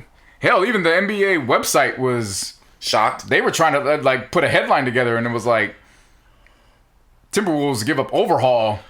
Give up overhaul. That's what the headline said? Basically, gave up overhaul to get Rudy Gobert. And it was like, yeah, you think? Like, yeah, you gave up 3 first rounders and then all the players, did you really have to swap picks with them in 2026? I think you could have got out of that one. But, I mean, we'll see if that works for them. I mean, he gets to move Cat to power forward. It's going to be interesting. Yeah, I mean, I'm not mad at it. They keep D'Angelo Russell. Ice in his veins. You definitely get to keep Ant. You saw Ant. Yeah, I saw him. Yeah. And you get to push Cat to where he really wants to play, which is power forward. And you got Rudy Gobert, who you really don't have to worry about him being a secondary scorer now. He can really just go out there and just go defend the rim, which it's been talked about. He's that defender that you want him to be in certain moments, but a lot of guys say they don't fear him. But now you have a legitimate 2 7-footers, and one of them can go out and shoot threes and Cat. So we'll see how that plays out. That was an interesting one. The Celtics went out and put that Nas Thief theme on. What did they get? And they went out and robbed the Pacers for Malcolm Brogdon. Oh, yeah, I saw that. I was shocked with that. Like, you want to know a reason why the Celtics lost the finals? They didn't have really good point guard play. Yeah. They solved that problem really damn quick. Do you want to know what they gave up? The players they didn't play in the finals to get Malcolm Brogdon. That's a robbery. The guys didn't even play. Like I think one of the guys, he did play, but he was like playing like 12 minutes. It wasn't even one of the asses they played. And they just gave him up. Damn. Sure, we'll take we'll give you Malcolm Brogdon. Why not? I bet the Celtics were like, for sure, yeah. Okay. Yeah, hand him over. Yeah, take him. Take him. Thieves theme. Play me a night they won't act right. 1-2. That's what we should be playing right now in the background. Thieves theme. Yeah, exactly. Yeah, exactly. So motherfuckers are like, oh, you just hate Nas. No, nigga, exactly. I know the catalog. Motherfuckers. Even though he used that sample again on Hip Hop Is Dead. Yeah, that was lazy. That was lazy. Thank you. I like that record, but both of them. Right. We get to the main headlines. No, we gonna talk because the Knicks is always gonna nick. Yeah. What didn't they do?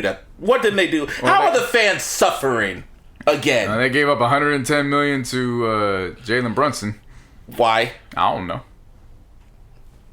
Knicks fans can understand. Press the button. Somebody did this. Why do y'all do And on this? top of that, Why? now they're talking about if they're going to put Cam Reddish on the block. And these two moves are exactly why I refuse to allow any Knicks fan to say anything bad about me as a Laker.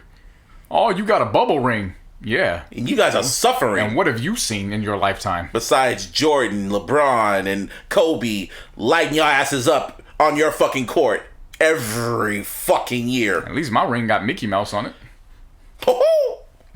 What have you seen? You didn't even get to the bubble. All y'all got was Trae Young fucking y'all shit up until it's quiet as fucking here. Yeah. And ever since then, Trae Young lives rent free in that fucking arena. Not just the arena, just New York, period. It's wonderful. Yeah, I'm not even a Trae Young fan. But shit. Knicks misery. It's beautiful. It is beautiful. It's wonderful. But when they get good, when it's like when we're like in our 80s, nah, they won't. Raiders would get 3 Super Bowl rings before that, and the Niners would get their fucking 3rd Super Bowl. The Raiders would get Super Bowl ring. Niners would get Super Bowl ring. Raiders just hired their first woman as team president. That's a round of applause. She looks good too. Beautiful black woman right there. She is, and the wonderful thing is she's overqualified. That is what makes it wonderful. Is not only, you can say what you want about her looks, and but she's educated. But she is overqualified, and that is great. So shout out to Sandra Douglas Morgan. Oof. She is now the team president of the Las Vegas Raiders and first black woman in that role. In fact, I'm trying to say is a lot of people will get championships before the Knicks. Absolutely. Even the Nets. John Morant got that bag. Good for him. Good for that black man. Round of applause. Zion got that bag. Good for him. He's buff too. Round of applause. In shape. Who else got the bag? Some other motherfuckers got the bag. Looney got the bag. Mm-hmm. Yeah, with the Warriors. Oh yeah. I'm not mad. Like, this is the thing. Everybody was like, I kept trying to tell Warriors fans, like, you're gonna end up. And it wasn't to gloat and make fun of them. Mm-hmm. It was just the reality of the circumstances. Some of your role players or the guys that are at the end of the bench, this is what happens. You guys have a luxury tax. Mm-hmm. You're not going to afford to keep them. It's not making fun of you, but they're going to want their paydays. Mm-hmm. Gary Payton II got that bag. Who did he go to? Portland Trailblazers. He sure did. Got a 3-year, $28 million. So what's his name? Got help. Damian Lillard got some help. Yeah, when they got Jeremy Grant from Pistons. So yeah, Gary Payton II got that bag for $28 million. You guys picked up. What's his name? Juan Tuscan Anderson, Oakland's own. Hey, right off of 95th. That's why he wears the 95 jersey. He got what was it? 1 year, 2 year? 2 year contract. Yeah. No, 1 year. Yeah. It's 1 year. Hey man, with the isn't like did they say it's the first Mexican Laker or some shit? Or nah? Have there been other Mexicans that played for the Lakers? I don't know, but I keep reading reports that he's the first Mexican American champion. He's actually the second. The first Mexican American. He actually won with the Pistons in the 89 or the 90 championship. Either way, it's salute. Good for him. It's good for them getting their bag, and also good for and then who was the one that? Oh yeah, there was some Warrior fans that were legit pissed off that they gave up Gary Payton Jr. That was some weird shit. I don't know if you saw it on Twitter. Even all Warrior fans were telling dude, shut up. Why are you so angry about this shit? Some Warrior fans were legit mad that they gave up Gary Payton Jr. And I was like, what? Well, I don't think they gave him up. Not gave him up, but they could only offer him a certain amount. Exactly, they couldn't pay him. He wanted his money. This is how it works. You cash in when you're. Yeah, man. It's a business. That's why I don't like talking with fans, bro. I say this all the time. I don't like talking with fans, and I know people are like, "Well, wait, you're a fan," and I'm like, "No, you know the business, right?" Yes, I am a person that roots for a team, but I'm also a realist. So I don't like. If you're just gonna be that type of fan where everything that you want a player to do is based on what you as a fan want your team to do, I don't like talking to you. So you have to be realistic when it comes to these players, their desires, their wants, their motivations. Then we can have good conversations. If everything's just based off of what you want, you're a fucking robot and you want these guys to do what you want them to do as you're playing 2K, it's never going to work. I don't like talking. These are grown-ass men at the end of the day, man. Yeah. Salute to Gary Payton II. He went he maximized his profit. Salute to him. As he should. Absolutely. You got to remember, these guys have short windows. Yeah. They gotta do what they gotta do to take care of their families. Lakers, they look competent. I'm shocked. Who you guys pick? Everyone, Laker fans were looking legit. We got Senor Juan. I want that 95 jersey. I need that in my life. Just for personal reasons? Yeah. 95 is my favorite year musically. If you go back and look at everything that came out in 95. Me Against the World. You can talk about albums. I'm talking about just everything. Just everything. Whether you want to talk about albums, singles, just go back and look at everything that dropped in 95. That is a great, probably perfection. Did Lakers have a good year in 95 too? Hell no. That's what I'm talking about musically. Oh, okay. I like how you said that. Hell no. I'm only talking about music.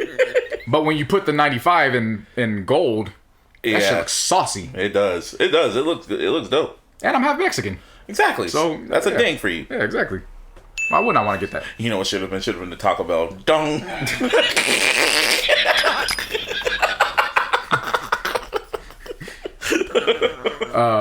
Yes, we got Juan. But I mean, Juan's more of a. I'm not putting down Juan. He's added depth. So he'll get his opportunities to play. But it's not like we brought him in, right away to come in, compete as a starter, compete like 6 man. He's a role player. Well, I'm gonna say role. He's there to add depth and push the guys. Guys, we did bring in Damian Jones, who I absolutely loved a few years ago, but for whatever reason, contract-wise, we weren't able to bring him back. He's back in the fold now. Just got Thomas Bryant, one of our youngins, back when Lonzo was there. If he can come back and look how he did before the injuries took over in the last couple years, he's going to compete for the starting center job. Lonnie Walker IV, who's on the Spurs. If he looks anything like he did before his injuries, he was putting up good fantasy numbers for me. I like that. That's what I'm saying. I'm kind of confused. We look competent. It's like it didn't go flashy. It's on some too good to be true type of shit. Look pretty good. I mean, the two-way contract guys. We went and got some legacy guys. We got Scottie Pippen Jr. Yeah. We got Shaq's son. Got Sharif O'Neal. So those two-way contract guys, they're looking pretty good. Everything looks all right. And then PJ Tucker, he's out in Philly now. So it's kind of looking like the Philadelphia Rockets. James Harden, he went and opted out so that way they could restructure. I don't want to say restructure because it's not the NFL, but you get the idea. He didn't take the maximum dollar amount so that way they could rework the deal. I say all that to get all those deals Get all that shit out the way because the world shook because they thought it was over. But wait! When the rumors, when we last talked about how Kyrie was kind of eyeing the Lakers, and I was like, everybody keep your eyes out on that because, you never know what's going to happen. We'll see. I did purchase some Kyries. You did. Might have accidentally put it out in the universe. And then he opted in, and everybody was like, ha, ha, ha, ha, ha, ha. And I was like, okay, all right. I mean, he'd be stupid to opt out of $36 million to play for us for $6 million. That'd be dumb. So I'm just going to leave it at that because it's not over. It ain't over, motherfucker. But wait! There's more! And I've been waiting, baby. That boy Kevin Durant said, it definitely ain't over. Get me the fuck up out of here, nigga. I'm gonna get the hell up out of here! And that's when I started laughing because I said, this Kyrie story definitely has legs on it. It got legs. We got action, boss. We got action. That's what kicked off fucking free agency. As soon as that report came out saying Kevin Durant has requested a trade out of the Brooklyn Nets. Oh, yeah. Now, that officially kicked off. That was, 3 hours before? Yeah, 3 hours before free agency started? Yeah. Officially? Yeah. After Kyrie opted in, he requested a trade.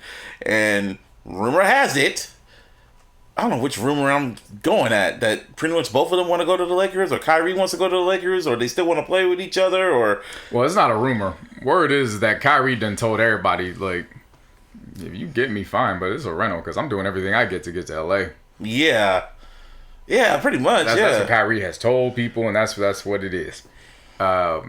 When he opted in, KD opted out, so everybody initially thought, oh, he don't want to play with Kyrie. This is all Kyrie's fault. Mm-hmm. And then about an hour later, the word was KD and Kyrie aren't opposed to each other. Aren't opposed to each other, not only personally, but if in a crazy world, the Nets could find a package that actually trades them together. And then Windhorst took a deep breath and said there's actually only one team that could potentially make that happen. And that's... the Clippers. No. Oh, speaking of Clippers, John Wall got a buyout, and then now he's with the Clippers. Good for him. Yeah. But besides that, the Clippers. There's only one team that could possibly make that happen, which is a long shot. But that's the power of LeBron James. Now, speaking of that, what do you think about that tweet that your president put out, Jimmy Buss? Not president, owner. Owner. Because in the wee hours of the... What was that night? It wasn't that. It's like 11:11. Actually, I'm looking at the tweet right now. Yeah, I was like, wee hours. I was getting ready to go to bed. I was at work when I saw it. Literally, when she tweeted it, that's when I saw it. She put... I'm going to put it in quotes. I miss KB, quote unquote, like Kobe Bryant. He would understand and explain that I'm not allowed to. He would understand and explain everything that I'm not allowed to. Honestly, he was the greatest Laker ever. He understood team over self, meaning your rewards would come if you value team goals over your own, then everything would fall into place. All can reply. It was that last little part right there. All can reply. And she did that at, like, late at night. She did it at 11:11 when you can make a wish upon a star. Yeah. I didn't catch that at first, so I was like, man, her and Magic have some terrible timing with these tweets and these announcements and shit. And then I woke up and I had to talk with somebody that's on the inside, and they were like, just stay tuned. And I was like, 11:11. Oh, that I don't think that has to do with us. That might be on the outside project. Oh, okay. Got it. I'm keeping my mouth shut. So I'm not going to talk about that. Okay. Yeah. It was just the timing of that was just like... Yeah, I thought it had something to do with us. It might not have anything to do with us because of the time she put that. 11:11. That's the time where you make a wish. I know that, yeah. Yeah. Anyone with a brain knows that shit. Yeah. But, okay. You tell me off the air. Yeah. That actually might not have anything to do with us. Okay. At all. It was just the timing. I thought initially when I woke up the next morning, I was like, man, you said, this girl quiet. She's wilding. I was like, she's wild. And then when it got broken down, I was like, 11:11. Oh, gotcha. Anyway, back to this KD Kyrie shit. I mean, do you still want this man? Kyrie? Yeah. Absolutely. Okay.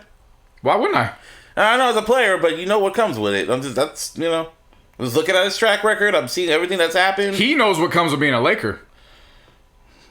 I like how you said he knows what he does on the Laker. God damn it.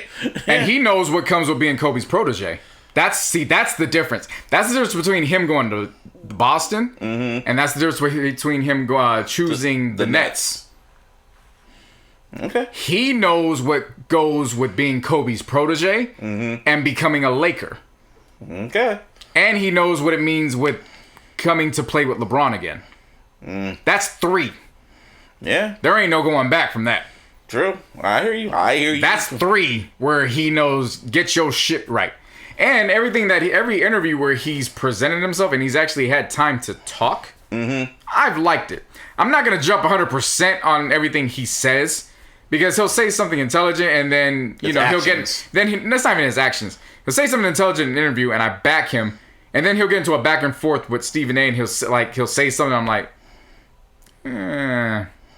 okay. And then he'll kind of maybe, I want to say his actions all the way. He maybe do something that's kind of like, I got you 90% of the time. It's all good. 90%'s an A-. It's all right. It's not just a passing grade. Like, you are clearly above average. It's just that 10% where you got to be looking at him sideways. You just don't want to jump all the way in the Kool-Aid. You know what I'm saying? Like, you know what I'm saying? But did you see Russell Westbrook play? I love Russell Westbrook, but did you see him play last year? I saw the highlights. I don't know how. I can understand why you completely took that season out of your mind for your own mental health. Because God. It exists. I just didn't finish it. I that's what I mean. Like, watching that, I'm like, this is the same Russell Westbrook I've watched over the years? Yeah, he aged. It's not athleticism anymore. Because what the fuck was that? It's not athleticism. The athleticism is gone. Because he was like it was like someone just unhooked the fucking controller on the 2K. He was airballing shots. And he was playing like, dude, I've seen people at the YMCA play better than that. My God, I'm sorry. Shots. That's what you focused on? No, that was just one of them. This man was backboarding layups. Yes, I know. Like, you focused on the 17-footers. He was right there at the basket, and it was going over the backboard. And he'd be all trying to dribble the ball, then he loses the fucking balance of the ball. Niggas would steal it, and oh my God, I'm sorry you went through. Well, you didn't really go through it because you asking me if I want Kyrie after what I saw. Kind of cool, brother. What kind of shit is that? I mean, another thing that's a part of what could be a part of the package deal is Black Air Force One Curry. Seth? Yes. That'd be good. Okay. Absolutely. It's little brother Curry, but he comes with I'm not, and again, this ain't taking anything away from Steph because we know Steph talks that talk, he walks that walk. He's obviously one of the 2 greatest point guards of all time. Yeah. Now I wasn't alive to see Magic Johnson in his prime. Yeah. So I'm not taking anything away from Steph because Steph is clearly the greatest point guard I have ever seen. But with the allure of what Magic did to transcend the game of basketball, yeah, I obviously default to Magic. However, Seth as the younger brother, he has the leeway to not give a fuck. He ain't, because he don't got to be nobody's role model. He got nothing to. The only thing is his last name. Other than that, he got nothing to prove. And nothing to lose. Seth got a couple chips on his shoulder if we got to go to battle in these playoffs. See, what people forget to realize is if we got to go against the Clippers, Paul George at one point, this ain't got nothing to do with Seth, but remember, Paul George was in a relationship with Doc Rivers' daughter and cheated on her. Doc Rivers' daughter is now Seth Curry's wife. Really? And the mother of his children. Wow. That will be enough to bring out some Black Air Force energy. Black Air Force energy. Seth Curry has also gone through the trials and tribulations with a couple other teams on the West Coast when he was out here on the West Coast. He has never backed down from trash talking. If you have watched Draymond Green's podcast when he had Seth on here, he said he always used to get mad when Seth would talk back because he would always have to look at Steph knowing he could not fully talk shit to him because Steph was always there and he knew Seth was not going to back down. If we have to face the Warriors, Seth is going to be right there and he ain't going to back down. And I know if Seth's going to have if he has a bad night, he at least will not be afraid to take the shot. He'll at least go down shooting. Even if it's in front of his own brother. Right. He will at least go down shooting. He may have a bad night himself. You know, he may miss. He still won't be afraid to shoot. I go down the boat with shooters. I like that. Yeah. So if you're gonna put a package together, and what report is that the Nets just are waiting on a deal that focuses on KD. That's why the holdup's going on with Kyrie. And it might take the Spurs actually unloading the Russell Westbrook contract. And them taking on, which is new territory to me. The Spurs, you know, getting rid of DeJounte Murray for a pack of Marlboros and taking on a Russell Westbrook deal that helps the Lakers. This is a new offseason for the Spurs. I ain't never seen no shit like this from them. Sound like what's his name, Brian Whithurst with his. Now, why would they? Would they do that? He said a whole bunch of nothing with his finger. Brian Windhorst ain't been wrong. He ain't been wrong in about a year and a half or 2 years. Everything that motherfucker say, he been right. That motherfucker ain't been wrong for shit. Why would they do that? Niggas been putting like music. Yeah. Like, now why would they do that? And then 2 days later, that trade with Rudy Gobert happened. Yep. He saw patterns. That's all he saw. Yeah, he saw patterns. Yeah, Wendy tapped in. But yes, if that again, I'm not look, man, my pride ain't that big. We got some things we got to take care of. Yeah. Help! You don't want to go through pain again. So I hear you. I hear you on that. Yeah. Yeah. Again, it's not like I don't like Kyrie. I bought Kyrie's, and I will say this: the Kyrie's I bought.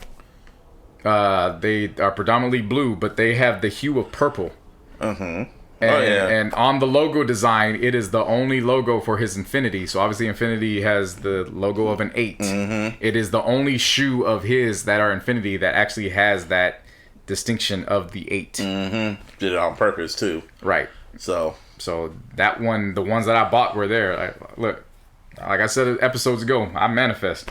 If I accidentally manifested on here, cool. Because I'm not mad at it. I want Kyrie. I like Kyrie. What do you think about the whole KD shit? Because he said, with the report saying that what were the 3 teams? It was the Suns, Heat, and there was one other team. Suns, Heat. What was the other team? There was one other team. I know there were 2 other teams that were on their way up on the rankings, which are the Raptors and the Pelicans. Yeah, the Raptors, but there was one other team. I saw the Suns and the Heat.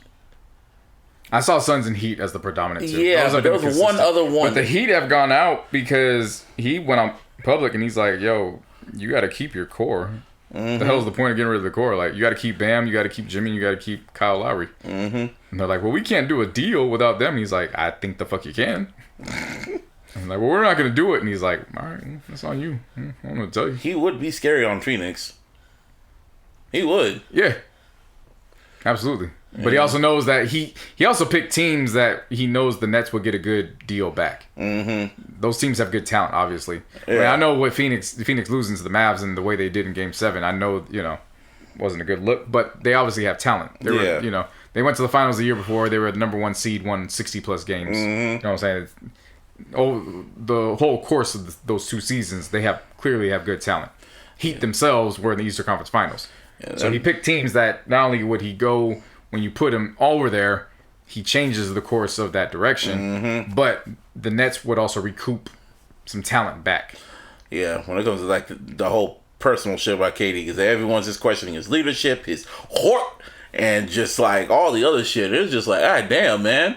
This nigga's trying to change his own narrative and shit like that. And I'm just like, I mean, hey, man, he's just trying to win. I mean, I don't buy stock in it. People put so much stock. This is my thing too. People talk so much shit about that, and these are the people that ain't never won Employee of the Month. They own jobs. Have you ever became Employee of the Month? Hell yeah. I think I did once. That's why I can hold tally if I choose to talk shit. Yeah, I choose to, but I don't be talking shit like that. These are people that go into their jobs and half-ass it. Yeah. And it's like, you got the nerve. And really, these are the type of also people that, like, when they talk about these players, they're really only talking about them because for some weird reason, they always compare these players to Jordan. And it's like, fam, this is basketball. This isn't Jordan ball. Yeah. Yeah, that's just. I feel bad for Bansky. Well, you know, the one that does KD's podcast and shit with him and shit. Every time he tweets something, it could be about damn near anything about going on in this day. Someone will come in his comments and say something about KD, just to bash KD, and I'm just like, bruh, what? What I like about shout out to Bansky. What I like about Bansky is he got good humor and he's quick witted to respond to it. So when he chooses to, he's also good at ignoring it. One thing I liked too was somebody was like, "Hey, Bansky, you ready for him to join the Raiders?" And he was like, "Nah, we good over here." And he showed the clip of when he was getting blocked out in practice. It's like, nah, we good over here. Don't worry about it. Yeah, that looked awkward. Seeing KD just get fucking manhandled, I was like, ah, damn. I mean, what'd you expect? He's a Slim Reaper. Literally, he don't be called that for nothing. Yeah, 7 foot nothing. Block my shot. Yeah. But that was even funnier too, because I don't know if you saw Devontae. He was putting photos of KD in Raiders jerseys and shit up on his Instagram. That was funny. I saw AEW said KD is all elite. Yeah, but wherever KD wants to go, like, it's whatever. I thought it was personally funny. I got a good laugh when the return to the Warriors rumor started. I was laughing like hell, not because it was like, what a chump, what a sucker, because I knew that wasn't coming from KD. Yeah. I was laughing because it was ha ha ha ha ha. Look at y'all bragging about all that shit. Built, not bought. Yeah, okay. That's what Warrior fans were saying? That's been their whole premise. We're built, not bought. Oh, wow. But look, if KD comes in the fold, guess what happens? You got to sell what you were built. Exactly. You got to buy. Yeah. Yeah, we know. And it was also like the anniversary of when he came to the Lakers. Like the Warriors. The Warriors, yeah. Like, oh, it's fucking 6-year anniversary. Like, literally it was on the day it happened. And I was like, oh, shit. But let me tell you something. If there was ever in the world, again, I do not expect this to happen. But if there was ever an opportunity where you get that dun-dun-dun-dun-dun, and you see Kevin Durant and Kyrie came in a combo package to join LeBron, and they had to ship Russell Westbrook and Anthony Davis out, let me explain something to you. I'm calling out of work, and I'm driving down to Los Angeles, El Segundo myself to be exact, and I'm going to go pick up Russell Westbrook, and I'm going to go pick up Anthony Davis myself. I'm going to share good laughs with them. I'm going to tell them they are very loved, but I'm going to drive them to the closest airport myself. LAX? Wherever it is, because they might not be flying out of LAX, because you don't fly commercial with men like that. You treat them with the obvious respect. They fly private jet. We respect them. Okay? I love those guys. Much love, respect. They're Hall of Famers in my eyes. But with that being said, you got to get them the fuck up out of here. Okay? And it was like you say that about Anthony Davis. That's still I love Anthony I know Davis. you love him, right? but it's just wild hearing you say that. Okay? But we talking about Kevin Durant. Kevin Durant and Kyrie. And Kyrie. And potentially Seth Curry. Black Air Force One Curry. All right? Honestly, that sounds like a good deal, to be honest. We talking about something different here. Okay? I'm driving them to the closest the closest terminal, or wherever I gotta take them. And I'm gonna park my car, and I'm gonna just chill there until that fucking private jet from Brooklyn shows up. Jay-Z's on it and shit. Sure, whatever. Jay-Z, JC. Finally, nice to meet you. I just want to let you know I wasn't taking that fucking $50,000. Fuck that shit. Nah. You want to see some shit that's gravy? Or I'm sorry, excuse me. I wasn't taking the dinner with you. I was gonna take that fucking $50,000 and that $500, whatever that money is.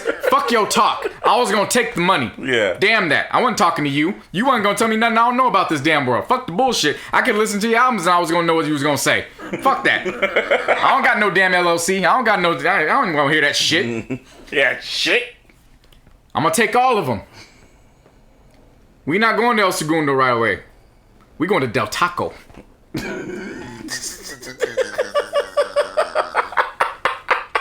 Okay. All right, we're gonna go to Del Taco, and we just gonna sit there. You got this all planned out in your head, Yeah, we just gonna sit there. We just gonna talk. Not about basketball. Not even about music. Actually, we are going to talk about music, but not about Jay-Z's career, not about nothing about that. Okay.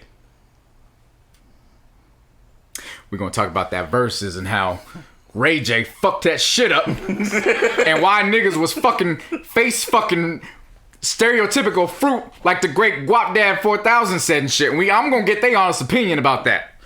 Then I'm gonna take them to El Segundo, and then they can do what they want to do. Fly their asses away. Bye bye. Not before I secure season tickets. So when I get that just know I'm already. I'm not even gonna hit you. I'm not even gonna hit you. I'm already halfway there. I already got the head Busby. I'm like 2 hours away. All you're gonna get from me is that text message, that driving notice that says, "I will get your text when I have parked." Like, oh, I know where he's going. That does sound like a good trade, though. That sounds like a right.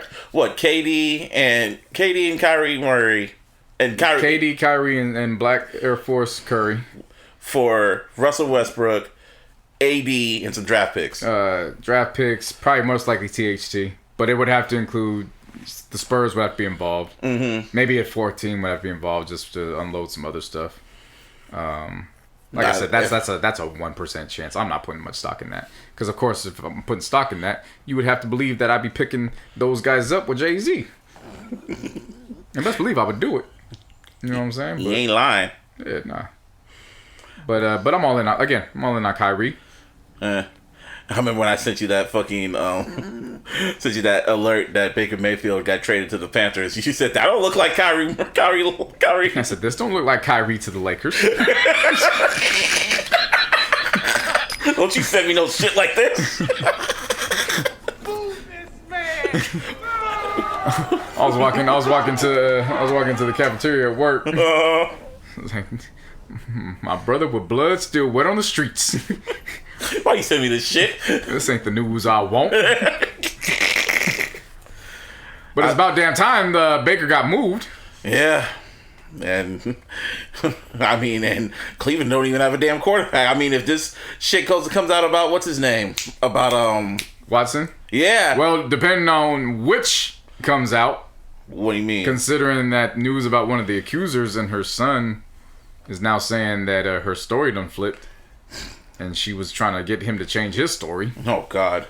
Because, all you need is one person's story to fucks it all up. Fuck up everybody's story. Yeah. So, now we got to pay attention to that. But still. Again, you don't separate the fact Yeah, no, he's new. Yeah. However, all it takes is one person's story to fuck it up for everybody. So, we're going to see. He's been having his I don't want to say his hearing. Yeah. But his, what is it? The decision or some shit like that? Yeah, the decision in front of the commissioner. Yeah. He's been doing that. Yeah. We're going to find out. Well, we're going to find out about that. I know my link for my fantasy league came back. Oh, and? Had to set everything up. Nice. Oh, yeah, he's setting all that shit up. Yeah. I mean, hey, man, shout out to the Panthers. You got a better quarterback, I guess. It ain't no, I guess. If Deshaun Watson can play. No, I'm talking about big. Panthers. Panthers. I'm sorry. I said Panthers. Panthers. Yeah, who was their quarterback? Sam Darnold. Oh. Yeah. As I said, I guess. Yeah. No, there's no I guess in that either. Good luck. That's an upgrade. Good luck. Yeah. You better hope he stays. I'm saying good luck because you never know. That motherfucker's injury prone. So it's just like he hiked the ball and he breaks his fucking thumb. And he'll still keep playing. Oh, speaking of, I'm glad we're on this topic. Football. Another reason why I don't like dumbass fans. Trying to paint the narrative about Debo. Yeah, I saw that shit. See? You got grown ass adults trying to use kids to paint the narrative on why these athletes are quote unquote what's the word? Selfish. They're inconsiderate. They don't deserve the money that they get, which is wild to me because these athletes are sacrificing their bodies on a day-to-day. Mm-hmm. They go through tremendous strength training. Like, it's wild to me. Yeah. That's one of the story. But for people who don't know, Debo held a camp. In his camp, it was guidelines that clearly read, do not bring paraphernalia of any sort that can be signed. If you want to pay extra, you can get a pre-signed photo or shirt, something that was already pre-signed, and that will be given to you. But I am not signing anything that will be here. And this dude took it upon himself to have his son approach him. Not one, not two. It was more than one? 3 times. And he told him no. And then on the 4th attempt was when dude took the phone out and recorded him. Oh, damn. So then that's when it looked weird. That's when he put it up on social media. So of course everybody's like, Debo, that's trash. Just because you're not deciding on the Niners doesn't mean you could do kids like that. And it's like, no.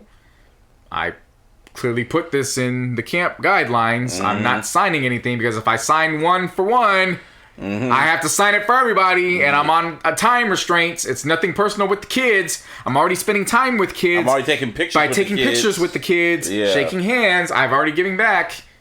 Yeah, I saw that shit. And this is what's wrong with you dumbass fans. Mm-hmm. You're taking advantage of people's good hearts, and you're painting them out to be villains when you yourselves are. That's ugly. That's ugly spirited. That's terrible. That's very callous, and that's very cold-hearted, and that's, may God have mercy, may whoever it is that you pray to have mercy on your soul. Well, stay on. Did we mention how Frank Gore retired a Niner? No, we did not. Yeah. Shout out to Frank Gore. I've been meaning to talk about this. But yeah, Frank Gore signed with the Niners for like one day, and he is now officially retired. Yep. As a San Francisco 49er. Good for him. Good for him. Hall of Fame career. Absolutely. He said he was going to finish his career with the Niners, and that's exactly what he did. Yep. He's probably going to have like a front office job. I hope so. Because probably somewhere in the GM or some shit as an advisor or something about players and running backs and shit like that. That's what Marcel Reese has with the Raiders. Mm-hmm. Marcel's in Vegas. There you go. Shout out to Marcel. Yeah, he talks to Jed York or fucking Lynch about like people who should get. He was one that said we need to get Trey Lance. Yeah, I went down it. And Niner fans was like, there was like a little group of Niner fans literally praying for Trey Lance's downfall, and I'm just like, let me tell you something, brother. I don't care, I'm not coming. I wasn't talking about that. Okay. Let me tell you something, man. I may be over there, but when my fantasy league opened up and I looked at the projections, my son's projections look nice. Oh, he's your son now, huh? He's still my son. I told you to look after my son. I may be a deadbeat, but I said look after my son. Look after my son. Look after my son. Teach him what I couldn't teach him. Show him Kane. Look after my son, Busby. But yeah, and I opened them fantasy projections. They look really nice, Busby. I'm sure it does. Projections look really, really nice. I don't know what they can do with Debo's look pretty nice too. Oh, yeah. I don't know what they can do because of what's going to happen in the future. But Trey's projections look really nice to start that year off. Mm-hmm. I'll tell you that damn much. Yeah, if he stays healthy and shit like that. Yeah, absolutely. And it's always a matter of staying healthy. Mm-hmm. I don't know about Jimmy G, but send his ass somewhere or release him. At this point, I don't care. Like I'm just like, whatever. Like I said, Niners this year, we get what we deserve. So. I wonder where he can go. Huh? I wonder where he can actually go. They said all the spots are filled. So, if anything, he may have... honestly, I'll say we keep him because I don't trust the other backups. If he can swallow his pride for this season... He won't have to. Somebody gonna bust their damn arm in training camp. It'll fails. Be Baker Mayfield. Never fails. I'm never gonna put that on Baker. It never fails. Somebody's gonna bust their arm. And I'm not saying that to say... I wish this upon a player. Yeah, but football is a dangerous ass sport. It's a contact sport. This shit never fails. Mm-hmm. It's like clockwork. Somebody steps on the field day one, and you get that notification, whether it be ESPN or your NFL app. Somebody done tore they shit. Yep, that's exactly what it says too. Never fails. Somebody tore their shit. This is why you don't. I always laugh at people that have fantasy football drafts right before training camp starts. I'm like, why'd you do that? Yeah. Now your second overall pick is gone. You could have waited this shit out, especially now when you only have 3 preseason games. Yeah. Your preseason game's actually done the week before Labor Day weekend, so you actually can wait out the final cuts. When does preseason start? In September. Yeah. The Raiders are actually in the Hall of Fame game. Who are they going against? I think the Steelers? Jags. Oh, the Jags? The Jags or the Steelers. It's one of the two. Probably I think the Jags. What Hall of Fame game did they go against the Jags? Like what? It's the only Hall of Fame game. I know, but what historical game was it? No, it's the Hall of Fame game. I don't know. Because it's like a rematch of some shit that happened in fucking 4 scrolls of 7 years ago when it comes to football. I don't think they do that anymore. I think it's just they just pick I mean, teams I'm just thinking if it would go against the Steelers or some shit. I'm kind of curious about what. Did you see the what's the fucking tennis? It was like golf or tennis. It was one of them, but they were like trolling the fucking Seahawks fans. Nah, I missed that. Yeah, you were talking shit about no one watches tennis, and I'm like, yeah, and you got to watch Drew Luck as your fucking quarterback. It was the PGA Tour. There you go, the golf motherfuckers. And they put dude, it's not that serious, and they put the logo on top of Jordan. He's like, I took that personally. Damn, ain't that something? Yeah, I am curious about all these quarterbacks. Like, you know, who's gonna be the quarterback over in Pittsburgh? Who's gonna be the quarterback situation on the Seahawks? Yeah, quarterback situation in San Francisco. Well, there's no quarterback situation. Well, anytime it shows up this early, what the projections are, Trey Lance is going to be your quarterback. Oh yeah, he is. Oh yeah. There's no quarterback situation. I'm just saying flat out. Like, I don't trust our backups when it comes to the fucking Kyle Shanahan regime. When it comes to backup quarterbacks, I don't trust none of them niggas. So yeah, but Jimmy G's going to be gone by at least the trade deadline. But like I'm saying, there's injuries that take place in training camp, preseason. So it wouldn't surprise me. You know, just build up his stock. Let him show that he can take the reps after surgery. Let him build his stock back up early. I also like how silent he's been. He's not been on social media at all since all this shit's been going on. He has been very silent. Yeah, good for him. Yeah, good for him. Yeah. College football about to look so fucking brand new. You told me it's gonna look like the Wild Wild West. Yeah, it's my God, it's gonna look crazy. So explain this to me in layman's terms. USC and UCLA are leaving the Pac-12 and they're joining the Big Ten. Okay, that's nuts. So explain to me in layman's terms why that's nuts. Imagine an LA team going to Michigan and Ohio to play in November. Oh, shit! And that's never happened. Oh wow. What do you mean it's never happened? Not it never happened, but I was like, well, when your body's beat up and now it's cold. Yeah. And now these games matter. Yeah. These aren't the beginning games anymore. When we're just going to play the first opening game. Okay, yeah. I mean, all games matter. But these aren't the beginning games anymore. These are the games right before the bowls. And they're going to go... shit. These are now implications. Oh, by the way, North Carolina, all these other schools from the ACC, they're applying for the SEC. Why would they do that? It's competition. It's the Wild Wild West. It's gonna be nuts, chaos. But I love it though. It's gonna be the playoffs are gonna be great. There's no more 14. They're gonna have to expand this shit out to as much as 16 now. Yeah. They gotta skip 8. I mean, you're going to get 8 for a little while, but the way these things are going... Why can't they just have the NFL rules when it comes to the playoffs? Because there's 120 teams. Oh, yeah, that's true. Or schools. Yeah, that's true. That is true. A lot of them, 100 of them could be undefeated or have decent-ass records and shit. And they got to go by the percentage and shit? Right. So now it's like strength of schedule. You got to remember the strength of schedule. So now all these schools are now going to be in the same conference. You know what? I'm gonna try to make it a habit. I'm gonna try to watch college football this year. I'm gonna try because every time I watch one game, it's a blowout in the second quarter. You just gotta watch the good games. Yeah, and it takes some getting used to. You gotta trust Domini this year. Domini. Let me know. It helps because Domini got weekends off now. So let me know what games to watch. When if there's a significant game, let me know what game to watch. We can actually sit back for.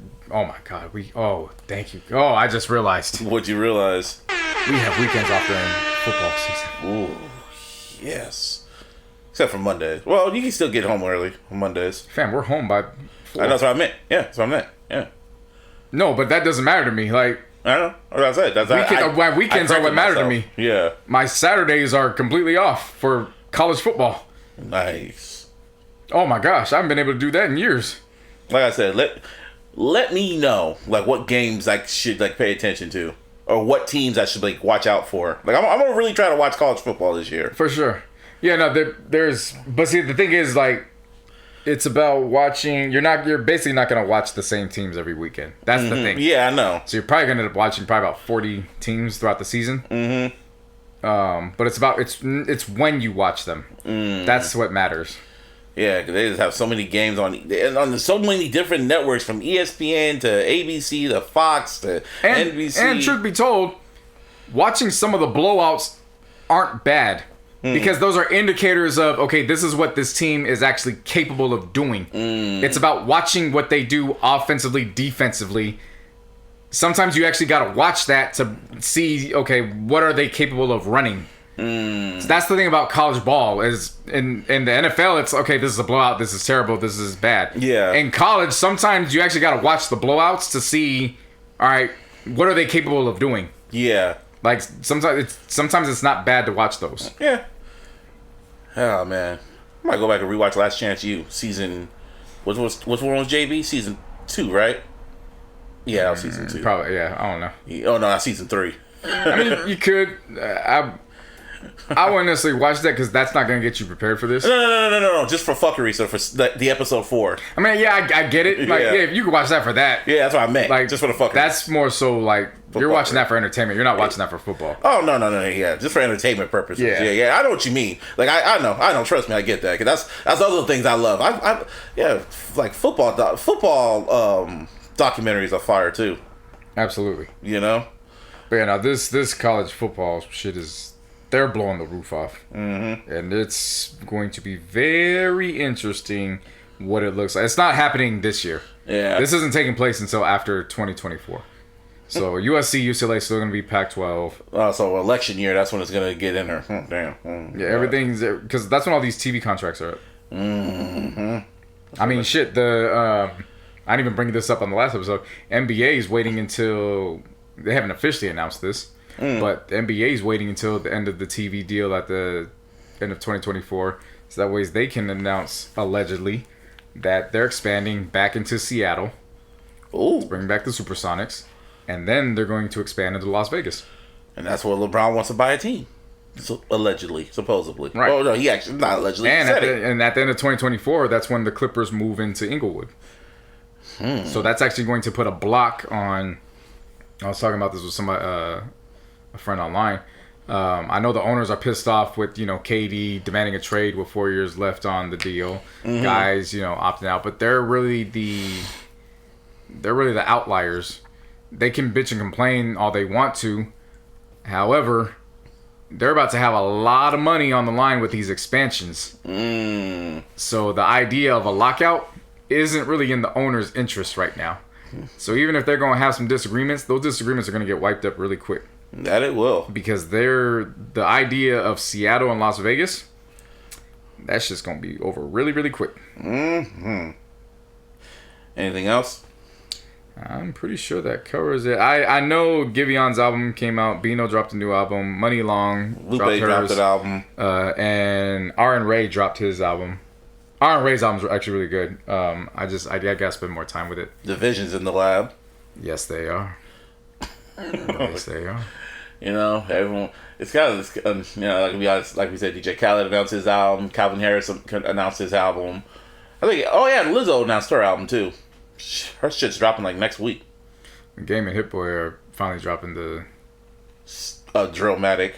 Yeah. Because he cleared 7. Jay-Z was feeling generous and cleared 7 samples on it. I think he did that more for Hit Boy, not for Game. Right. So, man, you know what the sad thing is? That album might be really going out. Game has. It's not gonna be Mike. It's gonna be good. It'll be good. But he's gonna be a fucking weirdo. One more thing. You know what's been really good? What? My boy. My boy. Yeah. Because he's been my boy this entire time since season 4. Tariq and Braden's podcast. You were telling me about fire. That.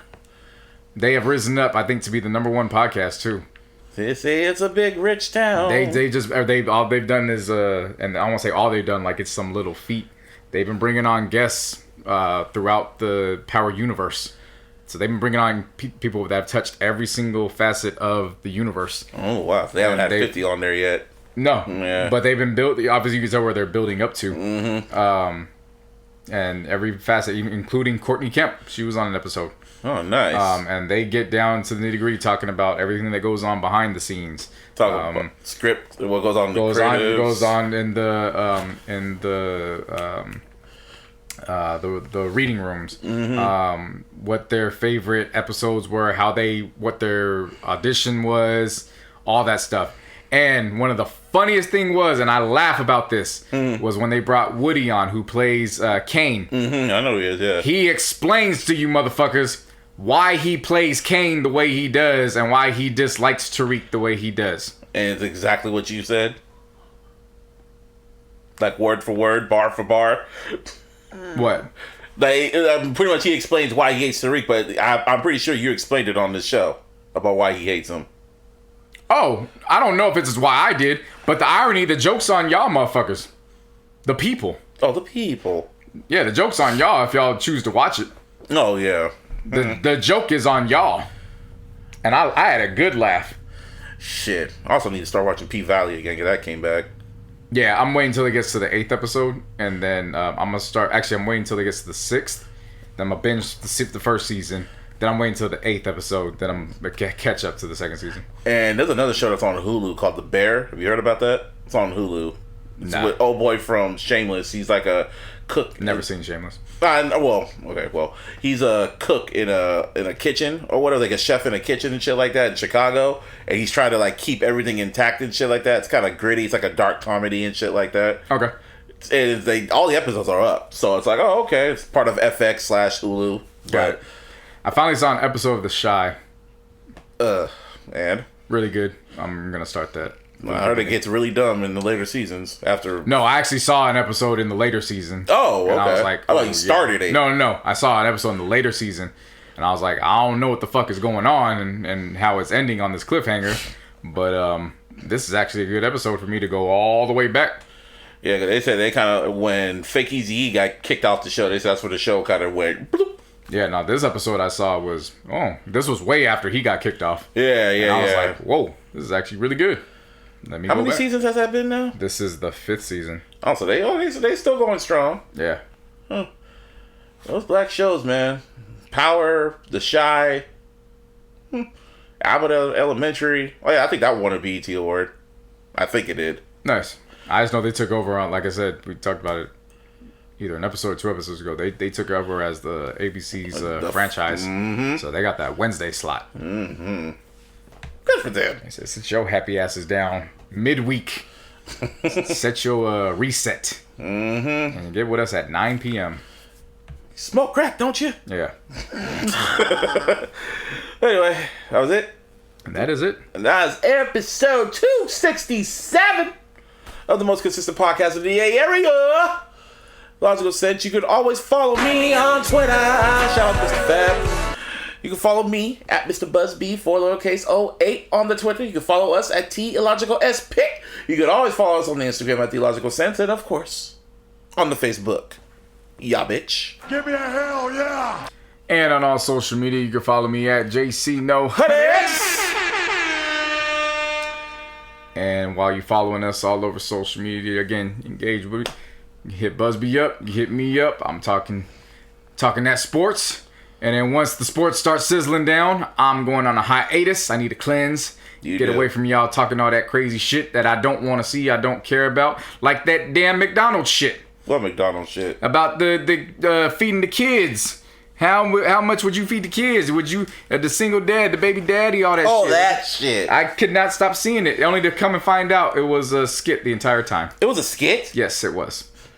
Yeah, I think it's why I'm glad I did not partake one time. And to find out it was a skit, I was glad I did not partake. And people was wasting precious time all over my damn timeline. And I'm not mad at people for doing a skit. I'm just saying. It just got flooded everywhere I went. And you know how people love projecting. Exactly. Exactly. So catch me while you can catch me. Because once this NBA free agency madness goes down, in the summer league, once it goes down, I am taking a quick hiatus before the NFL kicks off. Yeah. And But you will catch me once a week because Raising Canaan's coming back. You will definitely, was it August 17th? Oh, that's next month. Yeah, so you will catch me once, at least for an hour or two. And after that, I will be gone. Oh, yeah, Miss Brown. Any other times? No, that's it. You're only catching me for Raising Canaan during that time frame until the NFL season comes back. And then I'll brag about my fantasy drafts, and then I will be back for good. So you'll just play peekaboo from, Peekaboo. I'm giving you the cheat code now. Peekaboo. You get the cheat code. Raising Canaan, and then when my fantasy drafts are over. And then you won't see me until week 1. For good. For good. Like that's when that is. But until then, I'm here. You know what I'm saying? We talk that sports. And then, in addition to that, you can catch the latest playlist. Covers the second quarter. We had some good picks on that. Absolutely. Which is the last 3 months. Worth of good music. It's definitely perfect for your outside. All your functions. So just make sure you cop that and all available digital streaming platforms. And also Tidal. I was just thinking about this. Jay-Z, Jack, Elliott Wilson. Please, just add covers for our playlist. Yeah. Like, how long has Tidal been around? Too long. Since 2013, 2015, whatever. Just give us covers. That's all. Like custom covers for our playlist. That's all I ask. Yeah. Cause I'm tired of seeing all the collages of the cover arts and shit. It's like, come on, man. It's nasty out here. It really is. And also, like, let us search for playlists too. You be adding so much shit to fucking Tidal, except for that. I don't understand why. I don't understand too. Like, y'all got the technology. It's one of the main reasons why I don't. I mean, I got Tidal, but I listen to Tidal a lot. I really don't be using it because it's like I don't like looking at the failures. It's a great product, but damn. Well, it does give you like a list of all the. I like it because it keeps track of who you listen to the most and shit. I understand, but I can do that at the end of the year. And that too. Man. And I can still get my covers. Yeah, Spotify does it. Apple does it. Yeah. I'm pretty sure Napster does it. The beautiful thing about Apple is, I can buy my music and it just stays in there. And then I can know what I'm listening to at the end of the year. And if I really want to know what I'm listening to, I can just go on the computer real quick, hit the info, and it shows me my count. I don't even got to wait for that shit. I can just look at my count. How many times I played this shit? It shows like, on the actual song. Yeah. I know damn sure I do that. I know I've given Bryson Tiller and Puff a lot of damn money these last 2 weeks. What's your top song of all time that's on your iTunes? What's like? I don't know because I have to clean iTunes all the time. You always have to clean it. So that shit keeps getting erased and So I don't know. Mine is Love Stone. Shockingly, like Justin Timberlake's Love Stone, and I think the second one I think it's Butterflies from Michael Jackson. Anyway. We out. Peace.